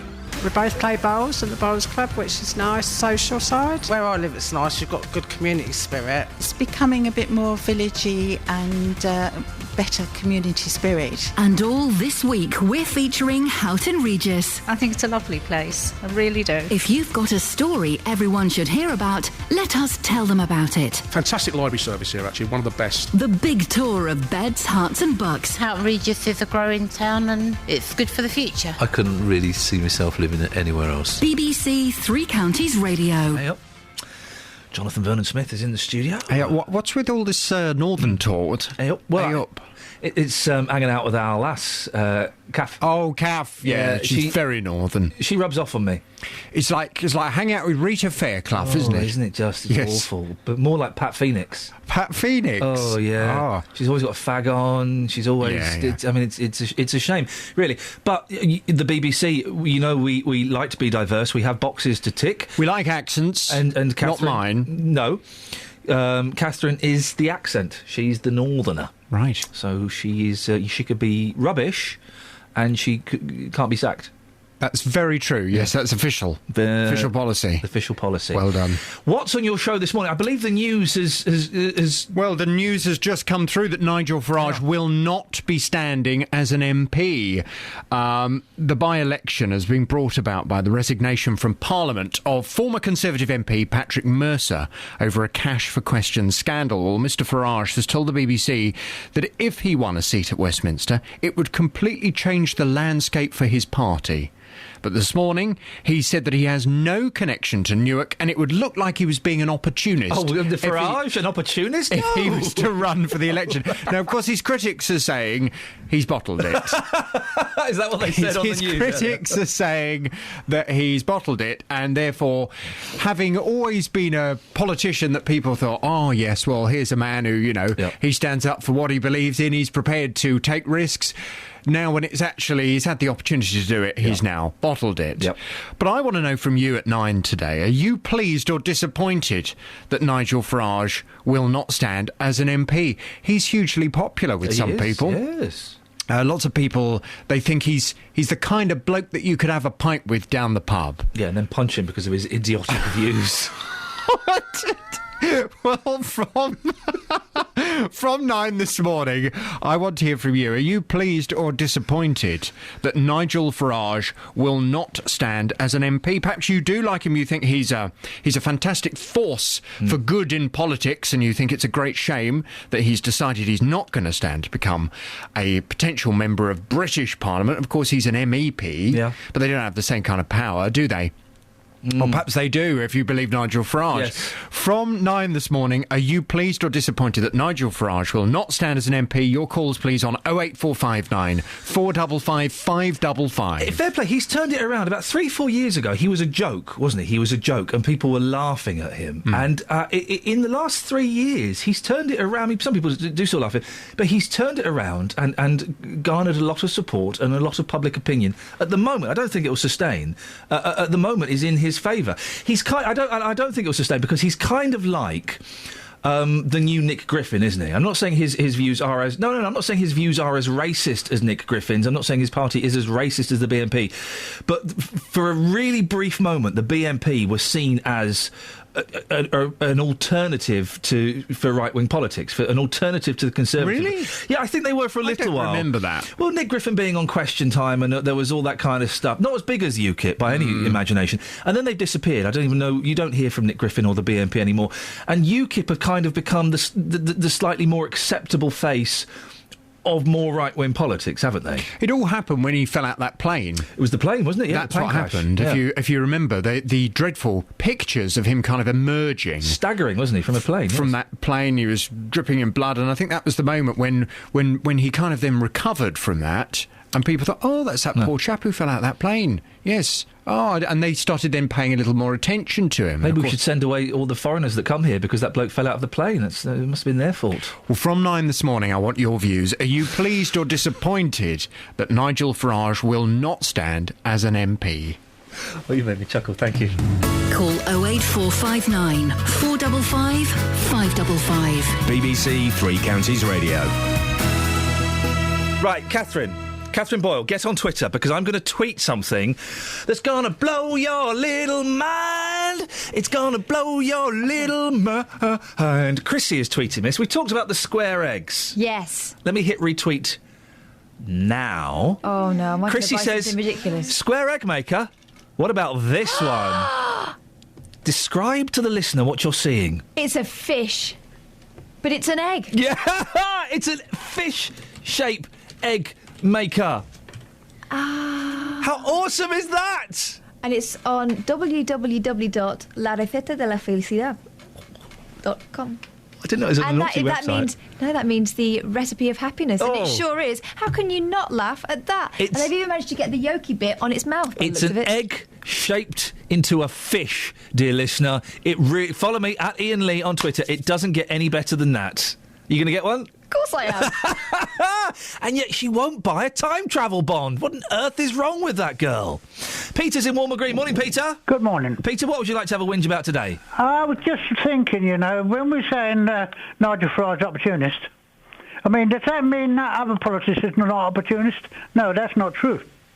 Really and truly, Mr. Farage is saying the things that people believe. He says closer to saying what people want than any other politicians. No, he's not. Pardon? No, he's not. Well, he is. The majority of people believe a lot of the same things that he's saying. Not the racial part, but certain other things in his policies that he's saying. Peter, you're wrong. Well, OK, you can say that, but you are wrong. The population says that. No. He is saying what you agree with.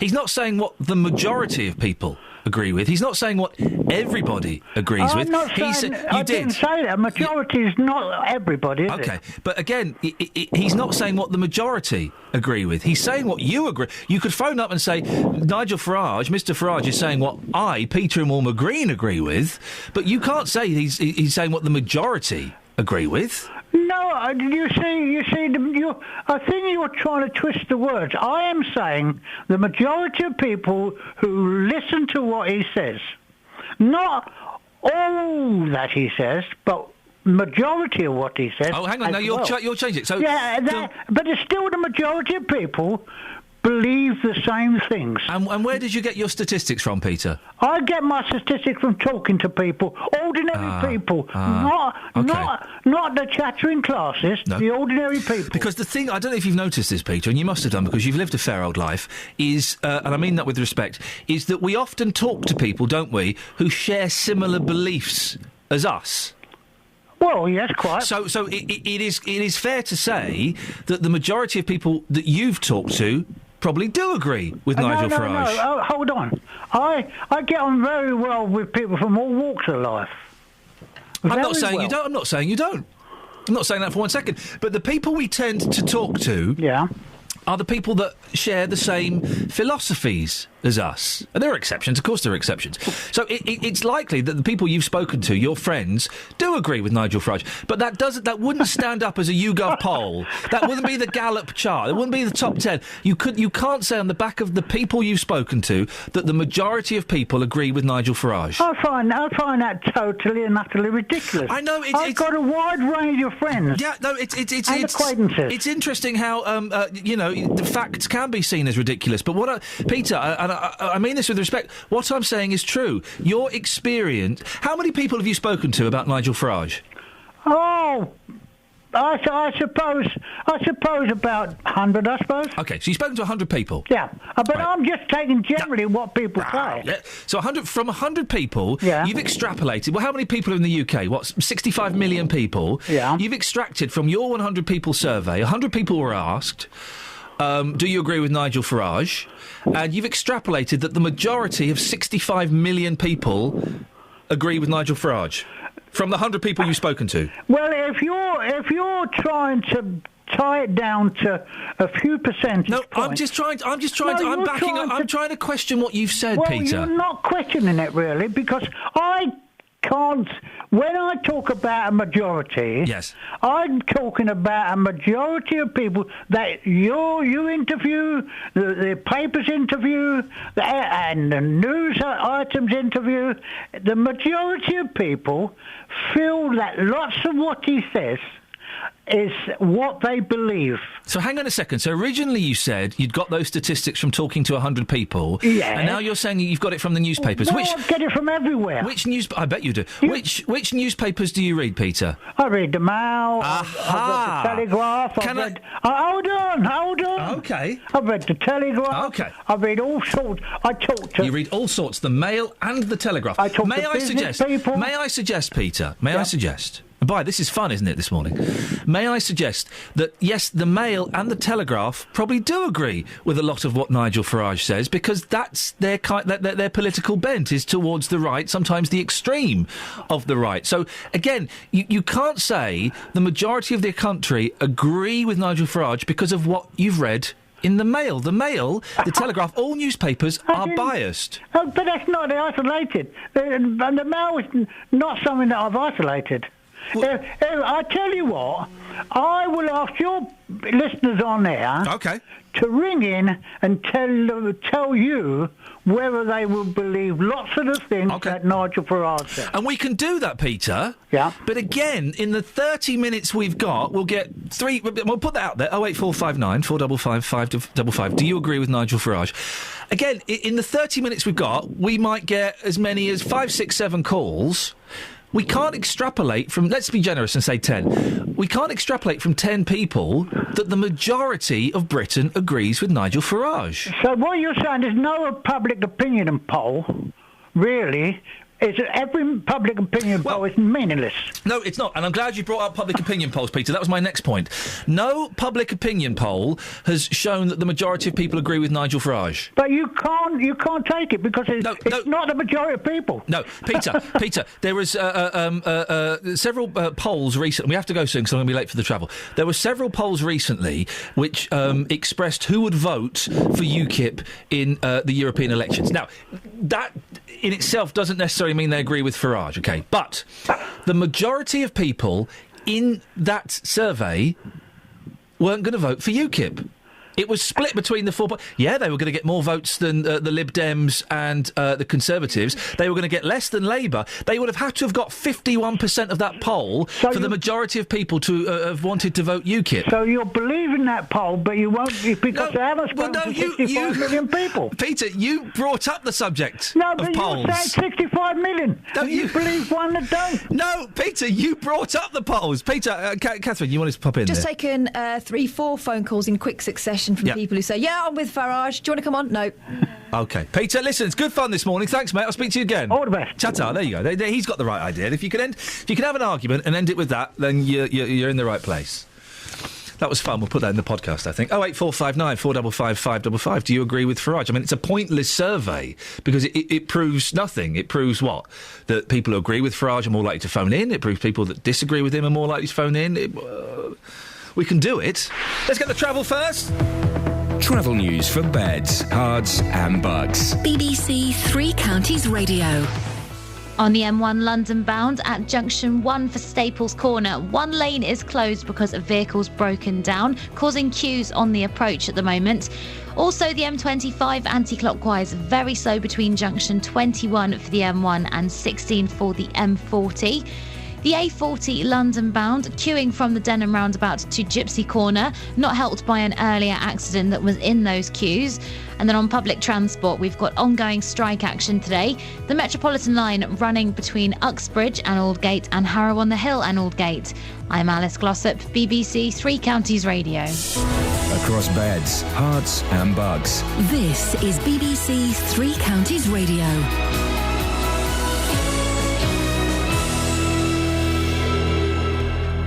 With the headlines, I'm Simon Oxley. The UKIP leader Nigel Farage has told the BBC he will not be standing in the Newark by-election. He said it would distract from the European election campaign. Children as young as 12 are among over 300 youngsters from Bedfordshire and Milton Keynes being referred to specialist drug and alcohol treatment services over the last 3 years. And a care home worker has been sacked and 7 others suspended after an undercover investigation by the BBC Panorama programme. It found mistreatment of elderly residents at one of the largest care homes in the country. 3 Counties Sports. BBC 3 Counties Radio. Watford lost their final away match of the Championship season last night. The Hornets were beaten 3-1 at Charlton and had Albert Riera sent off. Troy Deeney scored for Watford, but they've won just 4 times on their travels in the league this season. Goalkeeping coach Alec Chamberlain says it's not good enough. We certainly weren't great, and having got ourselves back into the game with a fantastic strike from Troy, and probably had our best spell after that. But ultimately, you're going to be looked at with the goals that we conceded, and once again we've conceded 3 away from home, which is not good enough. Real Madrid are through to the Champions League final. Cristiano Ronaldo scored twice in a stunning 4-0 win at holders Bayern Munich as the Spanish side went through 5-0 on aggregate. Tonight, Jose Mourinho's Chelsea host Atletico Madrid following last week's goalless first leg in Spain. I don't think is a crucial point. It's a game. It's a knockout game. It's a game of details. It's a game where maybe, we don't know, but maybe one goal is the difference. So it's a game where everybody needs to be at the top level. But the players are more important than me.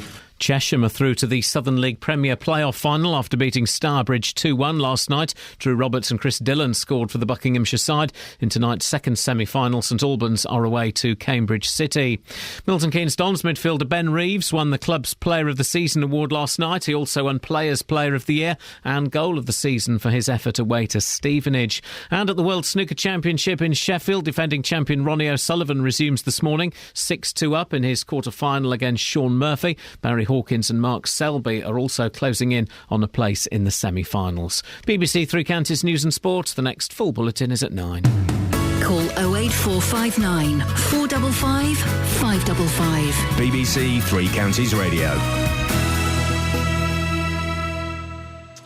08459 455 555. We've had a rush, a rash, a blush. I think all of those are acceptable, aren't they? We've had a blush of phone calls. We've had a load. From people who are supporting Farage. Let's go to them now. Line 1.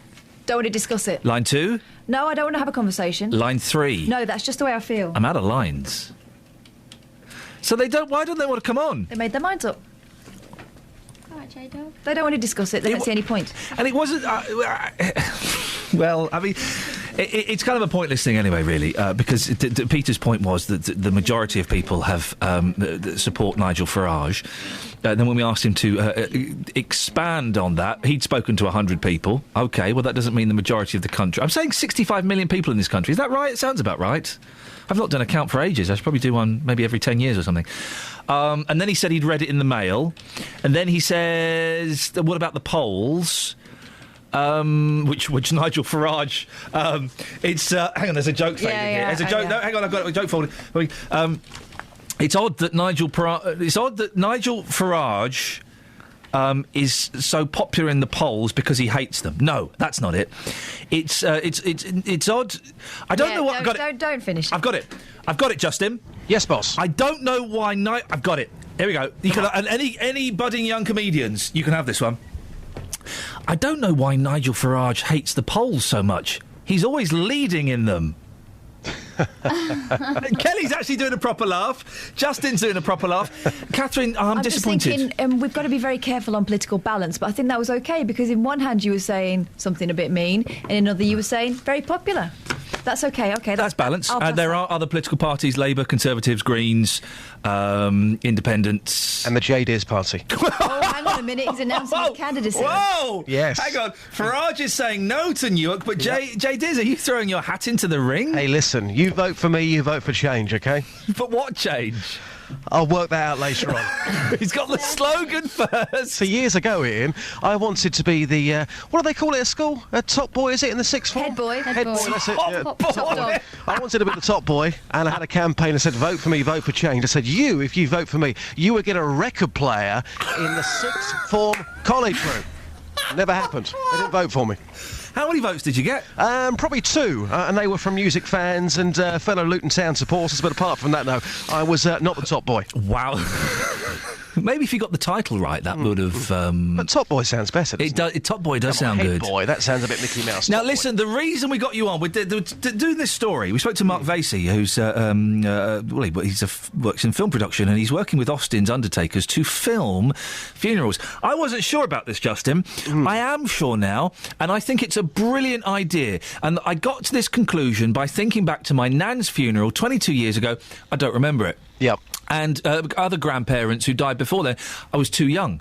And I don't remember the one I went to when I was 18. I would love, after having this conversation and remembering my nan, to go back and watch the eulogies of her funeral. So I think it is actually a cracking idea. I think it's a fantastic idea. I'm surprised, actually, we haven't spoken about this before. I've been in Hitchin this morning because Austin's, they arrange something like 1,200 funerals a year locally in Hertfordshire. One of those areas is Hitchin. I've been asking people this morning, the feedback on this hasn't been great, it's got to be said. I've been asking people, would they like to see their loved ones at funeral filmed? Here's what people had to say. Certainly not. No, it's just not the way I was being brought up, and so therefore funeral is a private thing for private grief, not to be gawped at by people at a later stage. Would you not think, though, long term, that might give you some comfort if you're watching that video in 2 or 3 years' time, maybe? No, I don't think so. It's not the same as a wedding or a christening, it's something quite different. No, I wouldn't. Tell me why. It just wouldn't be right to be heartbreaking enough without having to do that, without having to look back on it. I couldn't put myself through doing that again. So I've had loved ones pass away and I just couldn't do it again. Just wouldn't do it at all. If they've lived a happy life and it's different, but if it's a child or something, then no. So you're saying for somebody who's had a good life, it's a celebration, then yes, film it. If it's a young child, it's a bit too insensitive. Yeah. Yes, it'd be horrid actually, because you would never be able to let go and move on, because it would be constantly in your face. I mean, some people take photographs. Somebody took a photograph of my mother's funeral and my brother just threw them straight away. But but if you do look at, I have got photographs, and it is a bit morbid, and it's photographs you wouldn't sort of put in your album. And a final word here with somebody who's got experience actually working in the funeral industry. Personally, would you want your funeral filmed, or would you want a loved one's funeral filmed? No, I wouldn't, not at all. I think it's a personal choice. Me personally, no, but I have seen it. There are people that do, and I've seen that, people that like photographs. They like to film it actually while it's going on. Because Iain mentioned this earlier on, he got a call saying that a number of families from the West Indies, will they do this anyway? Obviously, it's not a service that the funeral company offer, but they film it themselves, don't they? They film it themselves from start to finish, and get involved in it a lot more. And there's more of a celebration, where sometimes they might even have music. Live music? Live music, a band. I've actually seen one at St Mary's Church where they've had live music, and a band actually in there playing. But as I say, individual choice, but on the actual videoing of a funeral, for me, no. We had a text from someone who has been to a funeral that was filmed by Austin's, and they said it was done very respectfully, and you didn't really notice that the camera crew were there. And I think that's the thing. If as long as they're kind of out of the way and not getting in the way, and they're not filming, I don't think they're not filming, people sobbing. They're filming the. I'm trying to think of the right word. Well, the memorable kind of parts of it, the eulogies and the music and those kind of things. It's a very interesting story, this. I mean, obviously being the first, I mean, I would personally be surprised if this service wasn't successful. A lot of people there saying, no, definitely not for me. But then again, let's not forget yesterday, when we heard about this for the first time, we thought, this isn't right. Now we know a few more facts about it. You and I both agree this is a great thing. And of course, on that day it's a very, very special day, and because you are grieving, you probably won't remember a lot of it. As you look back in time, it's something to look back on, because you are remembering somebody very special in your life. Justin, thank you very much. You do a music show on Saturdays between 9 and 12. Do you know who your guest is going to be yet, or is it a bit early? I think my guest is actually one of your callers this week. Do you know Glenn in Northampton, who phones in every now and again? Oh, yeah. He phoned up and said, hey, J-Dog, can I come on your programme? I said, well, OK, if you want to. So it's going to be Glenn, who's travelling down to pick his favourite soul songs. Well, hang on a second. What was he in the real thing or something? No. Was he in one of the incarnations of the Four Tops? Who is he? I think he wants to be in the real thing. No, this weekend we just got 3 hours of great songs, great memories, and picked by the people of Beds, Hearts and Bucks and beyond. I look forward to listening to that, Justin. Thank you. Nigel's in Aylesbury. Good morning, Nigel. Good morning. Hello, Sorry, Justin. Hey, sorry, whoa. Right, cut me off. I'm going. Bye. No, go on. I'll give you another chance. A yellow card, Nigel. Thank you very much. Yes, I'm Jeffrey. just phoning up to say, thank you. Good one. Yes. I'm just phoning up about 2-3 years ago. I got phoned up by a company or funeral company and asked the same. Can you film a funeral for us, please? Oh, really?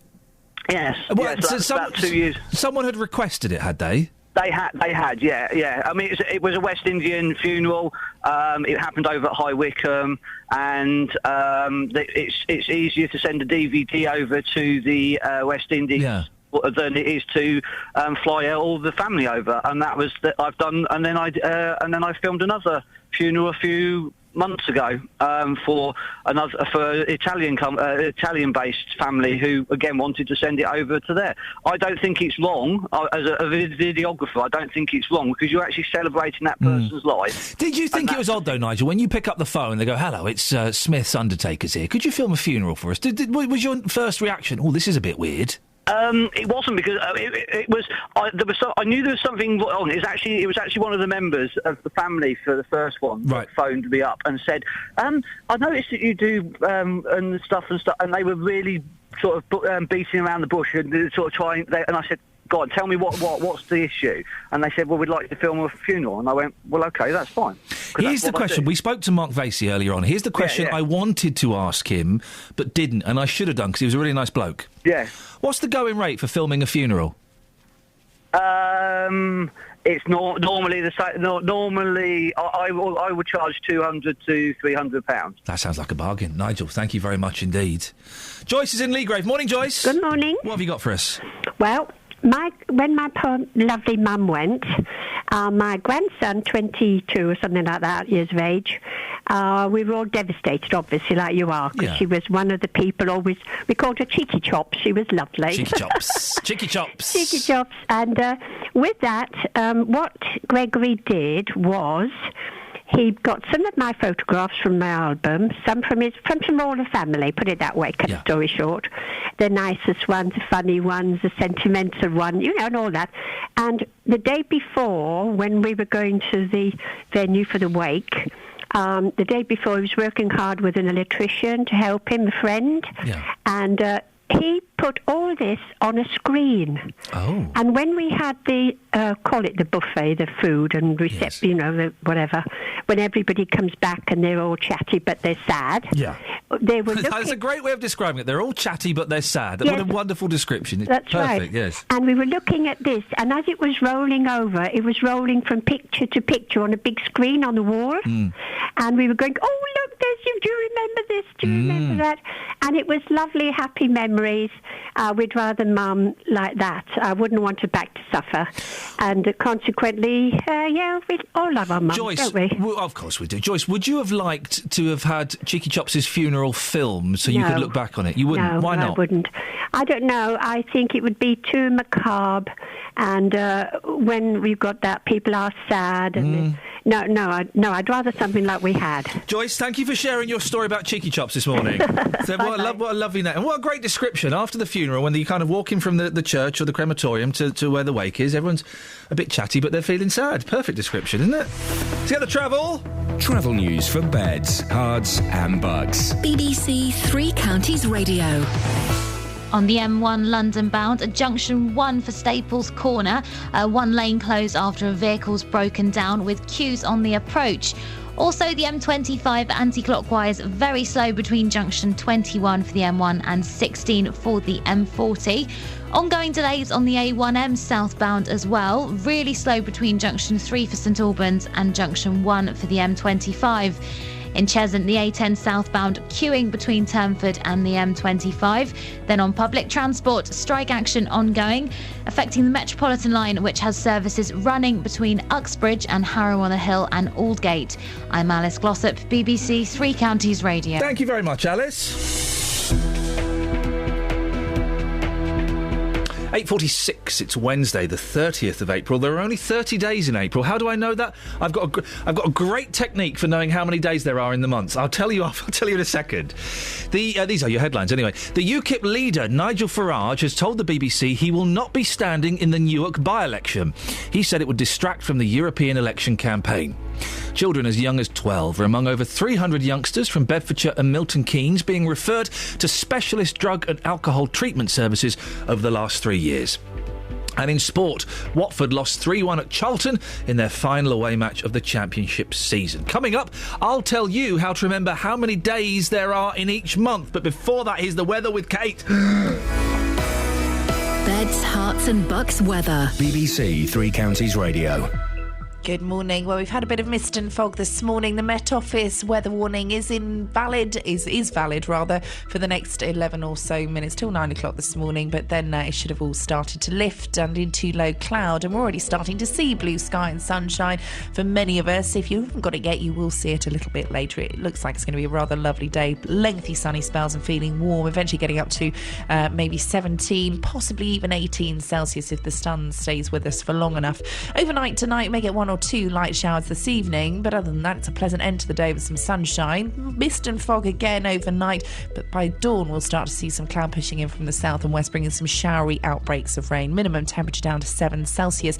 A rather grey, miserable day tomorrow. Outbreaks of rain, feeling chilly in the easterly wind as well, just a maximum of 15 Celsius. For Friday, it changes slightly. By the afternoon, we'll see the sunshine, but it will feel cold. Potentially a frost Friday into Saturday, especially in the more rural spots. But as we head into the bank holiday weekend, it's looking fine, dry, if a little chillier than the last few days. And that's your forecast.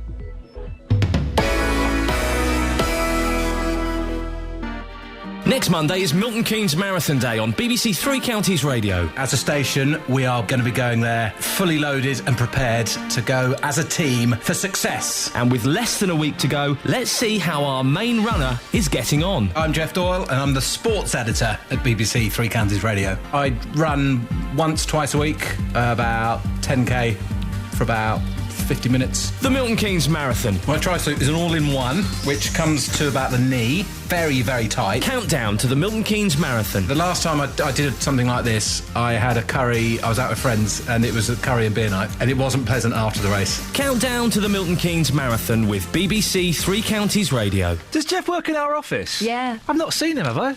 He's probably out for a curry. Or a run. He's doing one of those two things. Iain, I'm part Jamaican. They've been filming funerals for years, even packaging and selling after. Having grown up in the UK, I found this weird, but others like it, says Steph. Caroline says, a couple of years ago when my cousin died, his daughter was in hospital and couldn't attend the funeral. She asked someone to film it for her. I filmed it. She would have missed it otherwise. So this is how you remember. Do you know how to do this? The 30 days of September. No. Good, because that rhyme goes to pot at the end, doesn't it? Yeah. Yeah, doesn't work. Yeah. No, this works. Okay. He's putting his fingers up. He's putting 9 fingers up to his face. That's how you do it. 4. I've got my 2 hands facing me. Yes. My little fingers are touching each other like this. You can and the put a thumbs picture are of this. retracted. You don't need the thumbs. Don't think. We'll find out. We don't need the first thumb. You start with Peter Pointer on the left hand. Okay? And you go thus. January has 31 days. You're pointing to your finger. February, I've gone to the crack. Pointing to the crack between the 2 fingers. March, April, May, June, July, August, September, October, November, December. If you're touching that's all you need. If you're touching the top of a finger, it's got 31 days.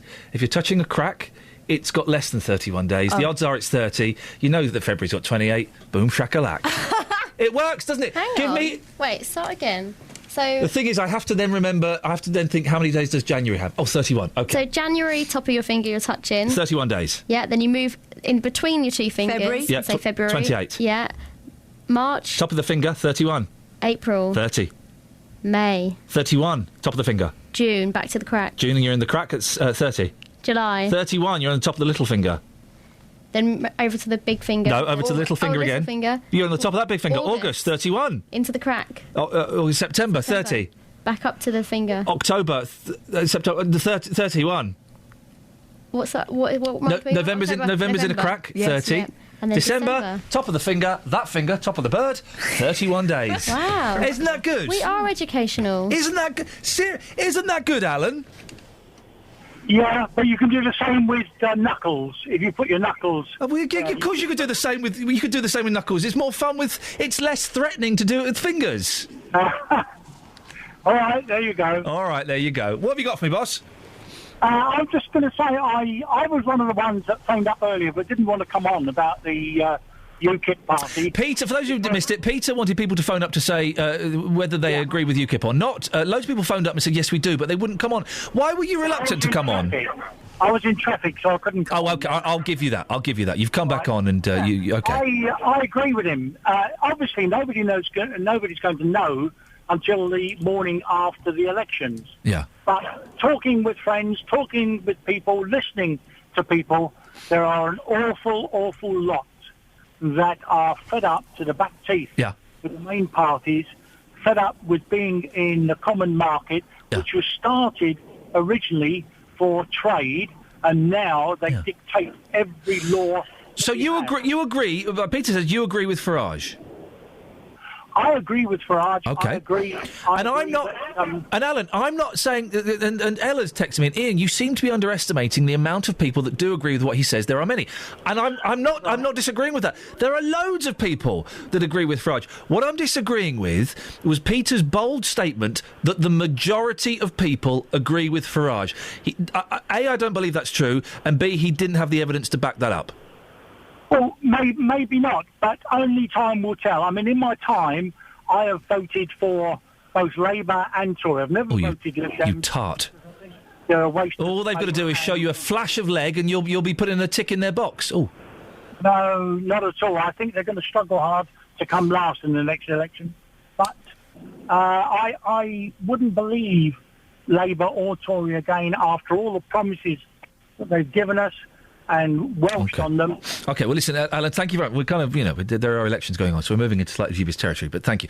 But the point that Peter made was the majority of people agree with Farage. That's not true, and he didn't have the evidence to back that up. I'm not underestimating the amount of people that do agree with him. There are many. I know there are many. But it's not the majority, and no one has given me the evidence to prove that the majority of people in this country do agree with him. On the subject, it's interesting, isn't it? He didn't go for that by-election as well. JVS will be talking about that, but I just think that's interesting. Funerals. Christine's in Stotfold. Morning, Christine. Good morning. Christine, what would you like to say? Oh, can I just say, by the way, Karen, if you called in to talk about dates, Kelly Bett's muffed up and she's written down your number wrong, so could you call back in again? Christine, what would you like to say about funerals? Oh, it's only just, she was talking about, photographing funerals. Yes. My daughter actually did that at her granddad's funeral because my other daughter lives in Australia and obviously she couldn't attend. So it was nice for her to be able to watch it because we had a civic funeral, not like the traditional one, and we had some of his favourite songs and lots of eulogies, and although it was sad, it was sort of happy in a sort of way. So it was nice for her to be able to see it. The best funerals, I think, are the ones where everyone has a good old sob, and then while you're sobbing, someone says something funny about the person who's passed away, and you find yourself in that weird position of laughing whilst crying at the same time. Yes, that happened at... I've been to funerals like that, and this actually happened at her granddad's funeral. Quite a few giggles, actually. Good. That's the way it should be. And I do think it should be sad. I think you should cry, particularly if that person was close to you or touched your life in a special way, but you should also have a laugh at the same time, and I'm glad that funeral went that way. Christine, thank you. It's a weird thing as a human being when you're sobbing, you've got snotty sobbing, and then someone says something, and you just start laughing at the same time. That's the perfect funeral, I think. Hey, Karen, you call back in. Morning, Karen. Hello, Ian. Morning. I can only apologise for the inadequacy of me saying the word inadequacy and of Kelly Betts taking down your phone number incorrectly. It's okay. She's lovely. Well, Kelly, do you hear that? Thank you, Karen. Wipe it from your memory banks. What have you called in about, Karen?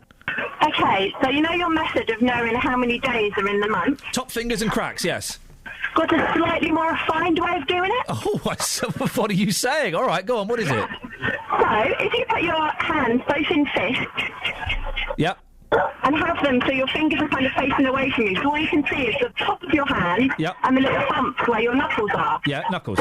And it works the same way. So January's high, and then February's in the gap. Yeah. March is high, April's in the gap. Yeah. And then it goes across. Karen, it really. I mean, we had a thug suggesting that it really is an aggressive way of surviving without a calendar, isn't it? No, it's not. You don't have to worry about linking your fingers together, none of that. But I do like that someone else has got a similar method. I don't know anyone else that knew that. I'm going to let you go because the line is awful, but the call was not. And I didn't know other people knew that. But just you're holding your knuckles together, it really looks like... It looks unpleasant, doesn't it, Kath? Whereas... The fingers, holding your fingers up, that's beautiful. Yeah. You're genuinely impressed by that, aren't you? I'm definitely going to show my kids this one. It's a good one, that, isn't it? And I don't remember, I learned that, I was like 7 or 8 when I learned that. I've got no idea where that came from, but it's a corker.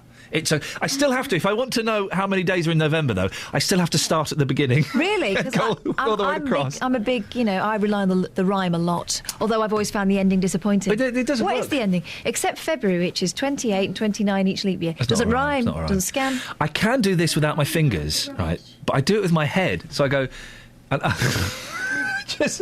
So I move my head. So I go up for January, down for February, up for March, down. So I do it like that. I can do. So have you ever seen me doing that? I'm trying to work out how many days around. How do you remember the double little finger? I'm visualising the fingers in my head. January, February, March, April, May, June, July, August. Oh, I got it wrong. Oh dear. Right, that's it. That's your lot. 084. What point needs to be raised? Colin says... A complaint. For that month thing. Yeah. What if you're holding something? Well, you've got to be prepared. You're not committing to the calendar. You've got to put everything down. He prefers the rhyme. 30 days of... But it doesn't really rhyme, though, does it? The rhyme doesn't work. 30 days hath September, April, August, June and November. All the rest have 31 except February, and that's when it all goes wrong. It's ridiculous. It's not a rhyme. It's a Coldplay lyric. That's it. That's your lot. Let's give her plenty of time this morning because I've been cutting her short every day. Let's get the travel news now with Alice. Travel news for beds, cards and bugs. BBC Three Counties Radio. The A40 London bound still very busy. It's stop-start between the Denham roundabout all the way into Gypsy Corner. And then the A5 in both directions on the speed sensors, heavy as you go through Dunstable. The A1M southbound, very slow between junction 8 for Hitchin and 7 for Stevenage.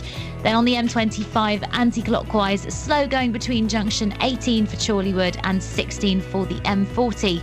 On public transport, Stansted Express have delays of up to 10 minutes possible after a signalling problem at Broxbourne. And also we've got ongoing strike action affecting the Metropolitan line. Service is running between Uxbridge and Harrow-on-the-Hill and Aldgate.